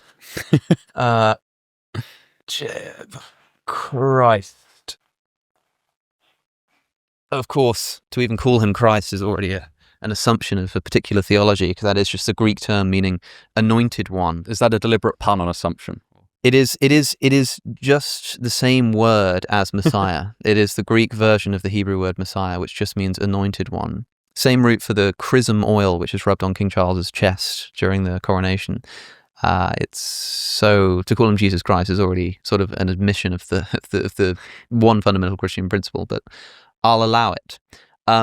Okay. Round 2. Joseph, we have made it to round 2. And we'd better bust through these. So, we've already explained a lot of these people. Yeah, so I think we'll be able to. So we should be able to just sort of pit them against each other a little bit. Let's start with Judith Jarvis Thomson versus Peter Singer. Trolley problem, violinist analogy on one side, animal liberation, the life you can save on the other. Intuitively, I'm tempted to say Peter Singer. Peter Singer's certainly a bigger name. However, I have been intimately connected to animal ethics. I am sort of not entirely convinced by the life you can save stuff, but I find it incredibly confronting, and I think about it all the time. Thomson's got the trolley problem, which is one of the most useful ways to discover what you actually think about ethics. And of course, the violinist analogy is so iconic within a particular area of philosophy. Whereas Thomson is like, I don't know if like Singer isn't just famous for a particular example within Singer ethics. is in some ways the guy the who put it on the face table. of modern utilitarianism. That's also true. He's probably the most famous living academic philosopher who isn't like a Jordan Peterson or someone. But maybe it's for our sins that he's more influential than Thomson is. Maybe it's... Well, Thomson is, as I say, incredibly underrated. I think Singer has a bit more like, I don't know, Singer has more things that he just unapologetically says like are the case, and this is my worldview and this is what it leads to, and it's a very simple like test case, like what would Peter Singer say about this, and that's your utilitarian idea. I mean, Thomson changed her mind about the trolley problem in 2008. So you said earlier, I didn't know this. So initially she held that the person could pull the lever and redirect the trolley to the one person, but that you couldn't, the fat man push example, the fat man. The portly gentleman off the bridge to stop the train. But she later changed her mind. She thought that she came to see, she becomes much more rights focused in her later work. Right. Interesting. And and she thinks that pulling the lever is more akin to creating a threat than redirecting one. She thinks it is a conscious decision to end a life, and so she says it's impermissible. Okay. So who wins? I would have to go with Singer. I think Singer, like you say, he's the face of utilitarianism. Face of modern utilitarianism. Given that utilitarianism is oftentimes just the assumed ethical principle that people live by without realizing it. It's certainly, I find, the way that I tend to describe utilitarianism in practice is like, it's often people's first layer. Like it's what people go for, if they're not kind of a divine law theorist. Yeah. It's what people tend to go for. What they kind of think ethics is about. Yes, until they hit an edge case. And then they tend to revise it. And given that is so popular, and that every single first year undergraduate philosophy studies utilitarianism to some degree, and Singer is the face of it. Yeah, I think Singer will. I think he has to win. Who's the utilitarian thinker that isn't John Stuart Mill, who came before Singer, who really influenced him? I'm blanking on his name. Bentham's before John Stuart Mill. No, Bentham was before Mill. There was somebody else, but I can't remember his name. Alex, can you chat GPT name 5 influential utilitarian thinkers? Peter Singer is going to win. Yes, yeah. I'm going to put him up on here.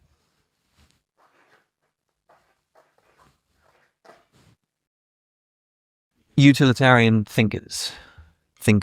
Tell us what comes up.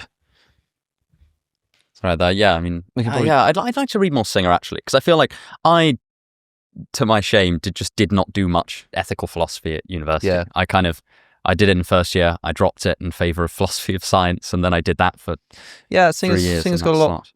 As I say, he's confronting is probably the word. Yeah. What came up?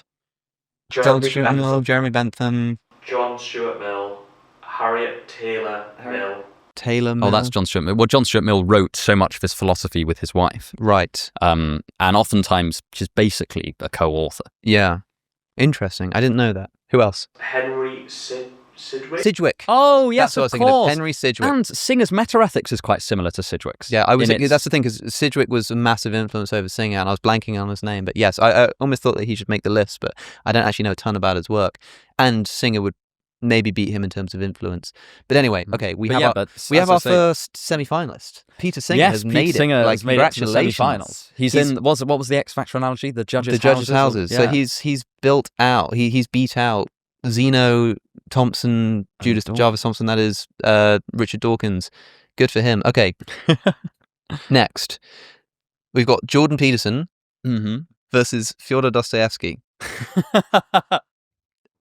I think this is pretty cut and dry. Yeah, I mean, I don't think Jordan Peterson is obviously the better. No, no offense, Jordan. Again, if you're watching, I loved the thought of Jordan Peterson sitting at home watching our tier list, essentially, of philosophers. So if you are watching, Jordan, take no offense. I think if there's one person he would be happy to lose to, it would be Dostoevsky. But I think Dostoevsky probably comes out on top. There, right? I think so. I think. Any objections to consider? There is the sense in which Peterson is more of a philosopher than a novelist. I suppose again, this is the thing that the thing that I liked about We Who Wrestle with God was the toying with the pragmatist definition of truth. Yeah. And you don't get the pragmatist definition of truth from Dostoevsky. You just get the idea that Christ is more important than truth. And Peterson has also kind of gone a bit off the rails in some of his views, in my view, of late. Again, I don't really know what... He's kind of tied up in the culture war and all that kind of stuff, and it just kind of mars, for me, his ability to move up the ranking in terms of our philosophical... Though I suppose Dostoevsky was very involved in the culture war of his day. If we somehow ended up with like Peterson versus Jesus Christ, I think that would just be like...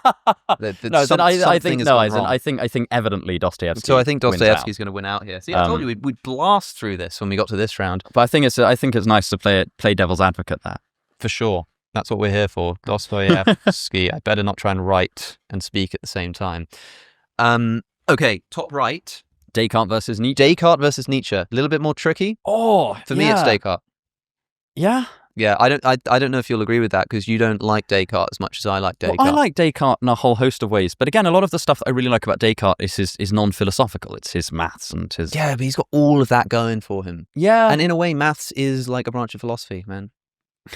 Like it's a way of doing it. Like, look at the way that we answered Zeno's paradoxes using a mathematical concept. No, that's fair. Like, Descartes has so much named after him. Also, in the way that I like the word Aristotelian, I also really like the word Cartesian. Yes. I think that's really fun. You're not such a fan of Nietzschean. No, it's so clunky. It's like no one even knows how to pronounce it. You know, people who say Nietzsche, that really gets on my nerves. Who says that? Might be more correct, but lots of people say Nietzsche. Really? Yeah, they call him Nietzsche, and it really of gets on my nerves. Is that a kind of... I don't know, man. I don't know where that comes from, but a lot of people say it, and I'm not into it. So on aesthetic grounds... It makes it sound too cute. I'm big on Descartes. Yeah, I know, right? I don't know, man. René Descartes. I think I would go for Nietzsche over Descartes. I think, personally. Therefore I am. Man. God is dead and we have killed him. Yeah, okay. But also, I mean, I don't know, but I think that also Nietzsche does a lot of undermining from the inside the kind of Cartesian project of certainty. It's true. Descartes probably did assume too much, but then he was the guy who sort of set it off. Like he's just like sat around and he just thinks up this stuff. Like so much of that's why he's the father of the Western philosophical tradition, because so many people engage with these ideas and respond to them and stuff. But Descartes just thought it up. Father of he modern decided Western to just philosophy. sit down and decided one day that he wanted to figure out what can be known without doubt. Yeah, the father of modern Western philosophy versus the sort of arch critic of Western philosophy up to that point. Sort of similar vibe to Descartes versus Hume in that respect. It's sort of like, but I think a slightly more difficult thing to... Well, again, I always think that Human All Too Human to the Gay Science is actually a relatively Humean project in a weird way. It's kind of undermining things from the inside by using Enlightenment principles. That kind of free spirit work section I was talking about earlier is in some ways a sort of undermining of Enlightenment principles from the inside. The free spirit works from Human All Too Human all the way to the Gay Science. Yeah, that's just sometimes is occasionally by modern pragmatist thinkers compared with David Hume. You really put Nietzsche I would, and I would say it was largely vibe based. I mean, to what extent can you compare Nietzsche's philosophies with Descartes? I mean, they're addressing such different questions. You can't like pit them against one another. Who do you think's more influential today? I don't know. It would be... It's difficult Nietzsche. To say. I mean, probably Nietzsche. I mean, coordinate geometry. So Descartes. I mean, as in, coordinate geometry is almost as influential as Jesus. That's. But I mean, I don't even know what the world would look like without coordinate geometry. That's such a bugger. But again, I feel like if we're separating off the kind of pure mathematical side of Descartes, I feel like in terms of philosophy, I would put Nietzsche above Descartes. in this kind of battle context. But again, it's largely a vibes thing for me. Because we'd end up with a pretty... It's interesting because we've got Singer and Dostoevsky. We've got quite analytic and quite sort of like right-brained. This would the semi-finals, if we put Nietzsche, we're getting a bit sort of existentialist for our final. That's true. Especially if we end up with Nietzsche and Christ and Dostoevsky. That's a pretty interesting bout. I think Aristotle will win. Descartes with man, I mean, I'm struggling here, man. It's a real kind of what's that phrase they use for authors, like kill your darlings. It's a bit because ultimately we've for a lot of these we've had conflicts between two absolutely phenomenal thinkers. Yeah, and we've just had to pick one. Descartes like started it, but then he does. I mean, I think we can overstate just how much. I think he assumes too much, and he plausibly argues in a circle, the famous Cartesian circle, and he's probably a bit too confident. Nietzsche is very careful, very sort of in-depth. To a certain extent, Nietzsche decides either he goes through periods of being very careful and then goes through periods of saying, I don't care about being careful, I'm going to say just bombastic shit. It's also very original, the slave morality stuff, the historical ideas about But the other thing is, I think that I agree with Descartes more than I agree with Nietzsche. Yeah. I mean, but like, I think Therefore I Am is just so iconic. It's like the foundation. Like, how often does it come up when you're talking about this or that, and you say like, well, that leads to skepticism. Oh, then and I think Therefore I Am. It's like, oh, I think I can know that. Like, it comes. It's like it's a touchstone. It's like a grounding for so much of, at least in practice, what we just allow ourselves to assume when we're having philosophical discussions. And Descartes is a starting point. Nietzsche only comes up when he comes up, I'm struggling. I wish we were doing this live so we could just like get people to vote. Yes, that would be great because as I say, all of these are becoming very torturous Actually, okay, decisions. scrap this. Let's redo this. Same time tomorrow. We'll start again. And we'll do it live. Just delete the 3-hour recording. Yeah, let's just get rid of it. Let's just delete it and try again. Man. I guess again, if I'm like super torn and you're like pretty strong on Nietzsche. No, actually, I don't know, but now you've convinced me a bit round to Descartes. And again, coordinate geometry. But then again, is that? But are we going to spend the rest of this episode where we pit Descartes against someone, and then I go, well, Descartes did coordinate geometry, and that's just such a useful tool. But it's in the same way that if Jesus was God, you'd be like, look, he's God. And although that's not a very interesting bout, it's like if it's just true, then it's true, isn't it? I mean, Descartes did all of that. Is there anything we're missing from Descartes? Oh yeah, we've talked, like, he has the distinction between matter and immaterial stuff in terms of extension, which is, I think, even though we tend to not use his substance dualism as much, I still think that's quite an innovative distinction. When I've sat down and read Nietzsche and I've sat down and read Descartes, I found Descartes more like philosophically engaging. More like I feel like I'm sat down with ideas and I'm thinking about ideas, Nietzsche, it's sort of like, it's a bit of history, it's a bit of this, it's a bit of that. It's sort of, Again, it's a highly original method from Nietzsche as well. Yeah, so it depends how much you weight originality. I don't know, man. I'm Team Descartes. I think you're Team Nietzsche. Just about, yeah. I don't know how to sell this. Should we flip a coin? Yeah, all right. Griff, have we got a coin somewhere, or can you do it virtually? You got a coin in your pocket? Have I got a coin? I don't really. Oh, I think I've got a coin. Oh, I think I've got a coin. No, I haven't got a coin. Right, hold on. Hold that thought. Okay. I have here. Okay. 50 English pence of the realm. I think heads has to go to Descartes, right? Yeah, heads Descartes, tails Nietzsche. Mind or body? Well, that's not a bad distinction in Nietzsche's coordination of the instincts and stuff like that. Mind is Descartes. Mm-hmm. Body is Nietzsche. Happy for me to flip? Fair? Yeah. It's Descartes. Okay, let's have Descartes up there. Descartes wins out. And given that he's the one that believes in divine providence, I suppose it would have been better to go the other. Although Nietzsche would say that, of course, eventually this will all happen over and over again, eternally, in a recurrent fashion. I'm already beginning to feel like that. So let's try and get through this. that's the worst handwriting. I like, if I ever become a doctor of philosophy, I might be able to live up to the doctor title with that handwriting. Aristotle versus Christ versus Jesus of Nazareth. Look,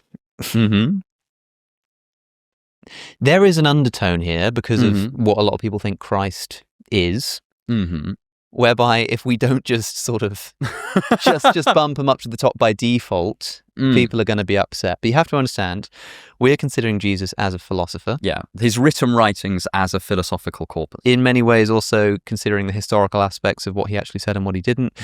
Thomas Jefferson's Life and Morals of Jesus of Nazareth might be a good touch point here. Jefferson creates his own Bible. It's often painted as him like cutting out all of the miraculous bits. Do you know about this? I've heard of it, but I think I've heard of it from you. It's not exactly him just cutting out the miraculous bits. He sort of puts together his sort of understanding of the life of Jesus. It's kind of his, and it's physically clipped out, and you can see all of the original markings. I have a copy laying around somewhere. I'll show you later. It's really, in fact, it might be right there. Hold on.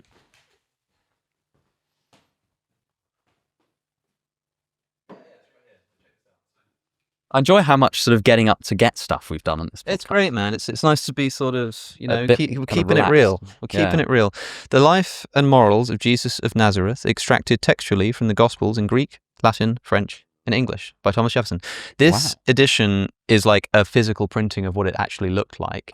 And what you can see is he's got the Greek, the Latin, the French, and the English, literally like all written out next to each other. Wow. And he's sort of cut bits out of a razor. And if you look at like the references on the English version, the numbers are kind of random because he's been taking it from like different Gospels and try to like put it in order. Right, okay. So you can kind of see where he got it from. This isn't in the order of the Gospels in the New Testament. It's in the rough order of the stories, but as in he'll take a bit from... right. So I'll have sort of feeding of the 5,000 Yeah, from... I haven't actually read it, so I don't know how he orders it, but for example... John's Gospel and the Synoptic Gospels have the timing of, when Jesus flips the tables at the temple, they have that at different times. That like one happens at the beginning. I think, which way around is it? In John's Gospel, it happens at the beginning, and in the Synoptic Gospels, it happens at the end. It's unclear exactly why this is the case. It might be because John wants to have the raising of Lazarus as the reason for Jesus's arrest, so it places that like later on and has the temple at the beginning. It's all a bit weird, but Jefferson will probably, I would assume, if I read this, like move that story to either the end or the beginning and sort of just make a decision as to where it should go. But kind of interesting, right? Yeah, and laid out with the Greek and the Latin wish I and the French spoke for some any reason. Greek at all, or knew any biblical Greek. Yes, it's a funny thing to get your head around. I find it difficult to pronounce Greek words. It's kind of annoying when I'm trying to like talk about the Gospels, and I know what the Greek terms mean, but I can never pronounce them. Like arche, eugalion, Jesu Christu, Ue. How do you say the word son? It's like Ueu or something. Ou, Theon, son of God. I don't know. It's a little bit tricky to pronounce, but yes, that is the Life and Morals of Jesus of Nazareth. So that is the kind of Jesus that I'm imagining when we're doing this. So for those who think Jesus is God, bear in mind that if you're going to sort of die on that hill, then this whole thing would be trivial because he would just go to the middle. So anyway. I mean, I'm gonna go to bat for Aristotle over Christ here. How come? As a philosopher, I think again Aristotle's so prolific. He writes in so many different areas. A lot of the time, his argumentation is incredibly thorough. Not always. I mean, he's mixing observation with kind of airtight reasoning. So sometimes he's just making a generalization based on what he's observed, but other times his reasoning just is incredibly, sound and valid in the technical sense. Writes on an enormous amount of topics. I mean, there are very few other philosophers that write on natural science, physics, metaphysics, poetics, politics, and whose thoughts still shape how people conceive of those topics today. Well, maybe with the exception of physics, conceive of those topics today. Obviously, Jesus is incredibly influential in that respect. But as a philosopher, like we were debating when we were debating Jesus versus Thomas Aquinas, it wasn't entirely trivial because as a philosopher, who sort of contributed more to this field, and it's plausible that Thomas would win. And I think the reason that seems so silly is because Thomas is a Christian, so his own philosophy seems to presuppose that Christ is whereas the I think that Aristotle is pre-Christian. And I think that just in terms of as a philosopher, I think Aristotle definitely and obviously the way that we put, I mean, it's controversial to even put Jesus on there in the first place, but if you weren't already primed to be thinking about Jesus, if you looked up on Google and said, top 10 most influential philosophers, and the top ones were like Plato, Aristotle, Nietzsche, would a Christian be like offended that they hadn't put Jesus? Or would they understand that Jesus is the most important man that's ever lived, but in terms of like, is he the best philosopher? Like, is he good qua philosophy? Yeah, it's kind of like, in a way, he should be the best at everything, but if we were looking for the best chefs in the world, Jesus isn't going to feature on that list. Yes. Jesus is a philosopher of a kind, but that wasn't like his project. His project wasn't to like come and use systematic methods to uncover truths about the universe. He came to like, save us from our sins, which is a slightly different project. So it is no disparagement. Yes, Jesus of Nazareth to say that Aristotle beats him out in simply in terms influence of as a philosopher. I reservedly am happy to grant it to Aristotle because it's really difficult to exactly quite pin down what Christ's philosophical influence is and has been. Aristotle is more clear, so I'm happy to give it for that reason. But this has just got a lot to do with the fact that Jesus is probably best not thought of as a philosopher. Yes, yeah. It's nice to have him on there, though. But okay, with those commenters already down in the description giving us an earful, I suppose it's good for engagement to give it to Aristotle, but bear in mind the context under which we're doing this. Yes, it's no shade on Jesus. It's important to keep in mind. Aristotle. Now, what I have realised is that I haven't done enough lines because this is the semi-final and not the final. Oh yes, but that's okay. No, because we'll have them now combating, and then they'll each go on either side of the middle one, and then we can have the victor crowned. Yeah, so we kind of need to do like we need like a line here for the. Where's the blue pen? Anyway, who have we got first? Should we do Singer versus Dostoevsky first? So these are philosophers that you would never pit against one another apart from in this incredibly contrived context. This would get a bit silly. I mean, and then we've got Aristotle versus Descartes on the other side, which is kind of interesting. But I kind of wish we'd have ended up with like, Peter Singer versus Plato, because that's just quite funny. Yes. But we've got Peter Singer versus Dostoevsky. Thoughts? That's actually kind of we're getting to one where these philosophers are almost incomparable. Yeah. Again, Singer a much more systematic thinker. Significantly, Singer is a modern academic analytic philosopher, and so in that, using the criteria of modern academic analytic philosophy, he would win out. But again, in terms of influence, again, it's almost like comparing apples to oranges, but I think that's probably part of the fun. So who do you think wins?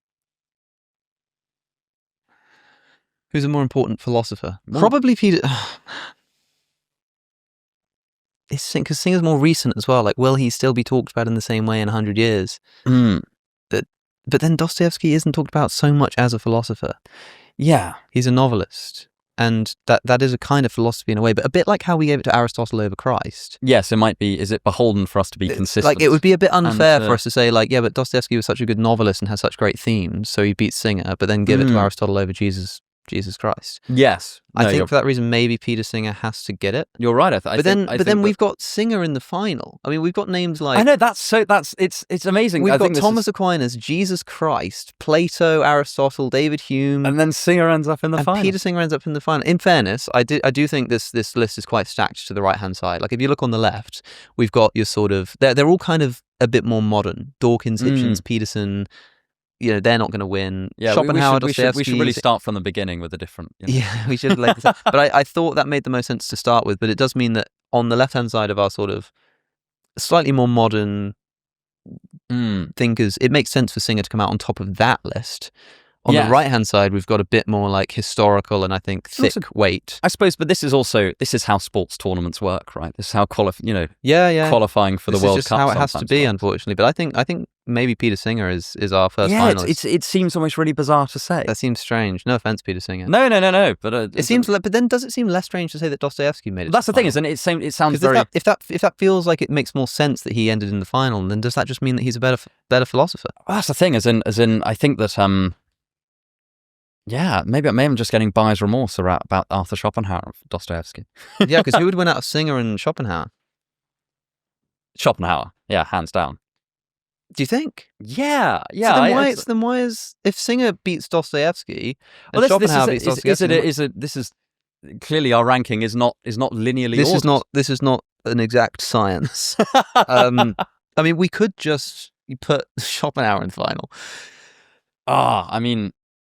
Yeah, this we've got to a reductio ad absurdum of our original rankings. Okay, we've got it. Look, it's got to be either Dostoevsky, Schopenhauer, or Singer in the final. I would say Schopenhauer. But like Dostoevsky, man. But I know, and I'm really biased towards Dostoevsky. But again, Christ. But it's because it's because I think that maybe we should give it to Jesus and Dostoevsky for the semis. You know, like if we reverse our policy and say that it's just about like general vibe, and we put Jesus above Aristotle because it's Jesus. Yeah. And then we put Dostoevsky up there. And then we'll have Jesus versus Descartes and Peter Singer versus... I had no idea this was going to be this sort of emotionally tumultuous when we started this. I'm beginning to get rattled. What do you think, man? I think we either give it to Singer or we give it to Dostoevsky, but then we have to give the earlier bout to Christ. Yeah. Because we have been. I think we've been inconsistent now. So what do you think? Which makes more sense? I think, I think my.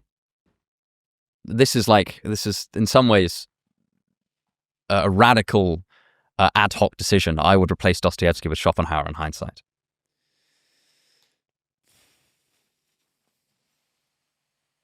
Why? Because I think that as we've gone on, he's a better philosopher. We seem to have cohered on a policy that's much more to do with who's a better philosopher. And Dostoevsky doesn't. And Dostoevsky, but then, I think, Crime and Punishment, Brothers Karamazov. But yeah, that's. I could say but you could say The World as Will and Representation. You could say I could say that The Art of Controversy. You could say Quentin Tarantino directed Django Unchained, but okay, that's a great movie, but he's not a philosopher. Like, it's a great book, but he's not a philosopher. Yeah, okay. No, I think... Okay, fine. Right, I'm just going to do it. The rule book has been thrown out. Thrown out, ladies and gentlemen. You are witnessing... That's the thing. I think our criteria evolved to be more strictly philosophical over the course of this. We are going to cross out Dostoevsky, and we're going to put Schopenhauer. I don't think that anyone would mind if we say that Schopenhauer would... And Schopenhauer then beats Peterson. Yeah, Are you sure? Yeah, sure about that one? I'm sure about that one. All right, so then Schopenhauer goes here. Okay, so our new revised semi-final. I feel more comfortable with this. Peter Singer versus Schopenhauer. I feel like now we've got a more consistent set of criteria. Who wins against Schopenhauer and Singer on those grounds? Schopenhauer. You sure? I'm pretty sure. Is Singer not more like influential as a philosopher these days? Like people like constantly. I don't know, Schopenhauer is. But Schopenhauer's been around for longer. So I suppose he's got the advantage in the final. There. I think it makes more sense to have Peter Singer in the final. Peter Singer is, as you say, the face of modern probably the utilitarian most philosophy, popular ethical and practical ethics in the world. Practical ethics, still the introductory text on practical ethics. I think it goes to Singer, man. Schopenhauer. That seems weird, but I think it's just because it's our competition stacked to the right hand side. Yeah, but Schopenhauer introducing the fundamentals of Eastern philosophy into the West. Like, yeah, but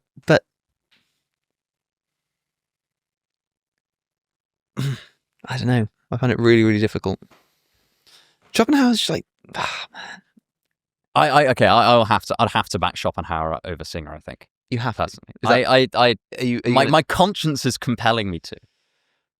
Oh boy! I think on the basis Schopenhauer of, don't get me wrong, there are aspects of Schopenhauer that I think I disagree with, but there's aspects of Singer that I disagree with. In a way, we could just pick one of the four as our winner straight up. So no, I think we need our runners up. Is our runner up going to be Schopenhauer? Really, the final? Peter Singer, man, like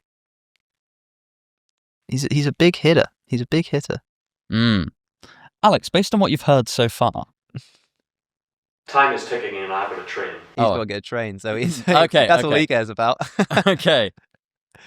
See, practical ethics. Okay. Practical ethics. That's what people care about in the real world. That's okay, yeah. They don't care about this world as schmill and whatever. Okay, fine, Singer. Okay. Practical. No, you don't feel very happy about it. I know, not. Look. I think that. This is my show. I'm putting exactly. This is your show. Singer. Singer is going on. Okay. Descartes versus Aristotle. It's got to be Aristotle. It's got to be Aristotle. No, I think there's no contest. Aristotle is. I mean, Aristotle's the goat. Aristotle's Aristotle. I learned the phrase "the goat" the other day from my sister. The other day, yeah. This is like, and I love it. I think it's great. So now, for anyone that watches my channel regularly, you're going to hear me using the phrase "the goat" quite a lot. You are something else. Aristotle is the goat, which means maybe basically whoever we elected is Aristotle, going to win. Descartes are going to. Do you think Aristotle beats Descartes? Yes, I would say so. I think so. And if Aristotle beats Descartes,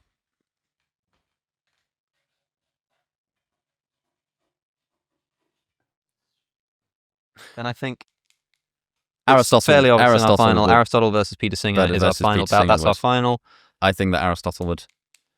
I mean, yeah, obviously, I think Aristotle. I don't think that Peter Singer would mind. I think that he would freely admit. I'm sure that Aristotle would trump him as a. It's like on Lent, where the last one's a different color.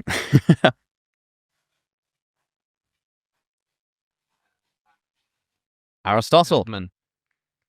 I'm happy. I'm so happy with that as a winner. Aristotle. It's Aristotle. I think I would have predicted from the beginning that either Aristotle or maybe someone like Jesus or Descartes would have won. So I think we've done pretty well there. I think that was.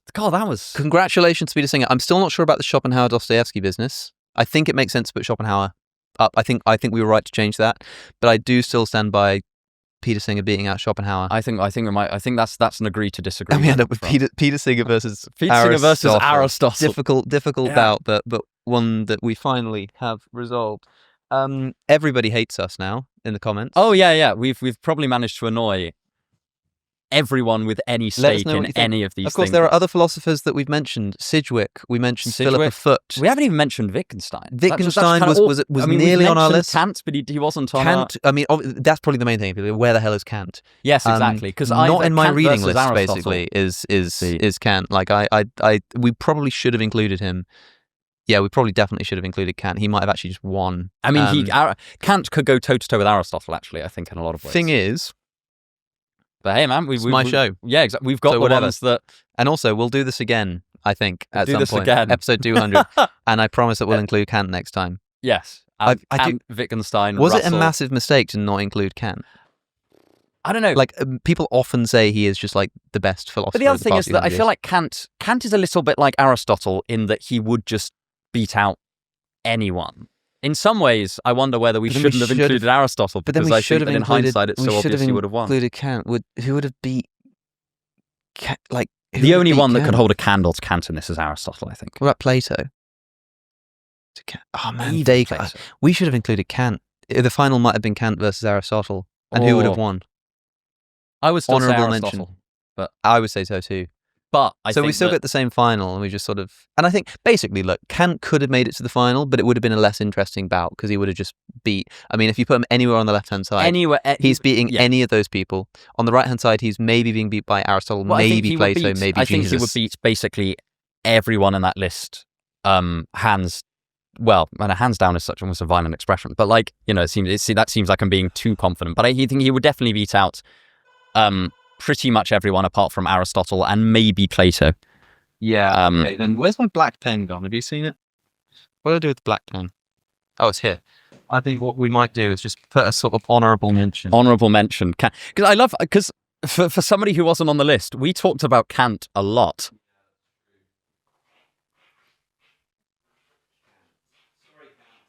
Sorry, Kant. We should have put you on the list. And to Immanuel Kant's fans that we didn't even put him on the list. That's definitely one of my. Although our criteria for the list were thinkers that have been influential in the history of your channel. That's the thing, because I forgot this is like episode 100. We're celebrating. It's supposed to be kind of that was forgot it. In the midst of our emotional. That's kind of how we came up with this. Is like who've kind of been relevant in the history of the channel. People like Jesus, Peterson, Richard Dawkins, and Kant just kind of never comes up because I haven't read Kant because I'm like terrified to try. Oh, have you tried the Critique of Pure Reason? I'm not sure if I've actually seriously tried to read it. It is, but it feels like a shortcoming. Hard going. Yeah. But with a companion, like a kind of commentary or a companion by some secondary literature, it's extremely good. Yeah. So maybe one day, episode 200, I'll finally plug into it and we can put it in there. That'll be fine. But for now, at least we've I don't even know how long have we been going, Alex? 3 hours, 20 minutes. Longest, well, actually, depending on how much we cut out. I think this is the longest episode of the podcast we've ever done. Sam Harris is 3 hours. This is probably the longest. I was kind of hoping that would happen since it is a special.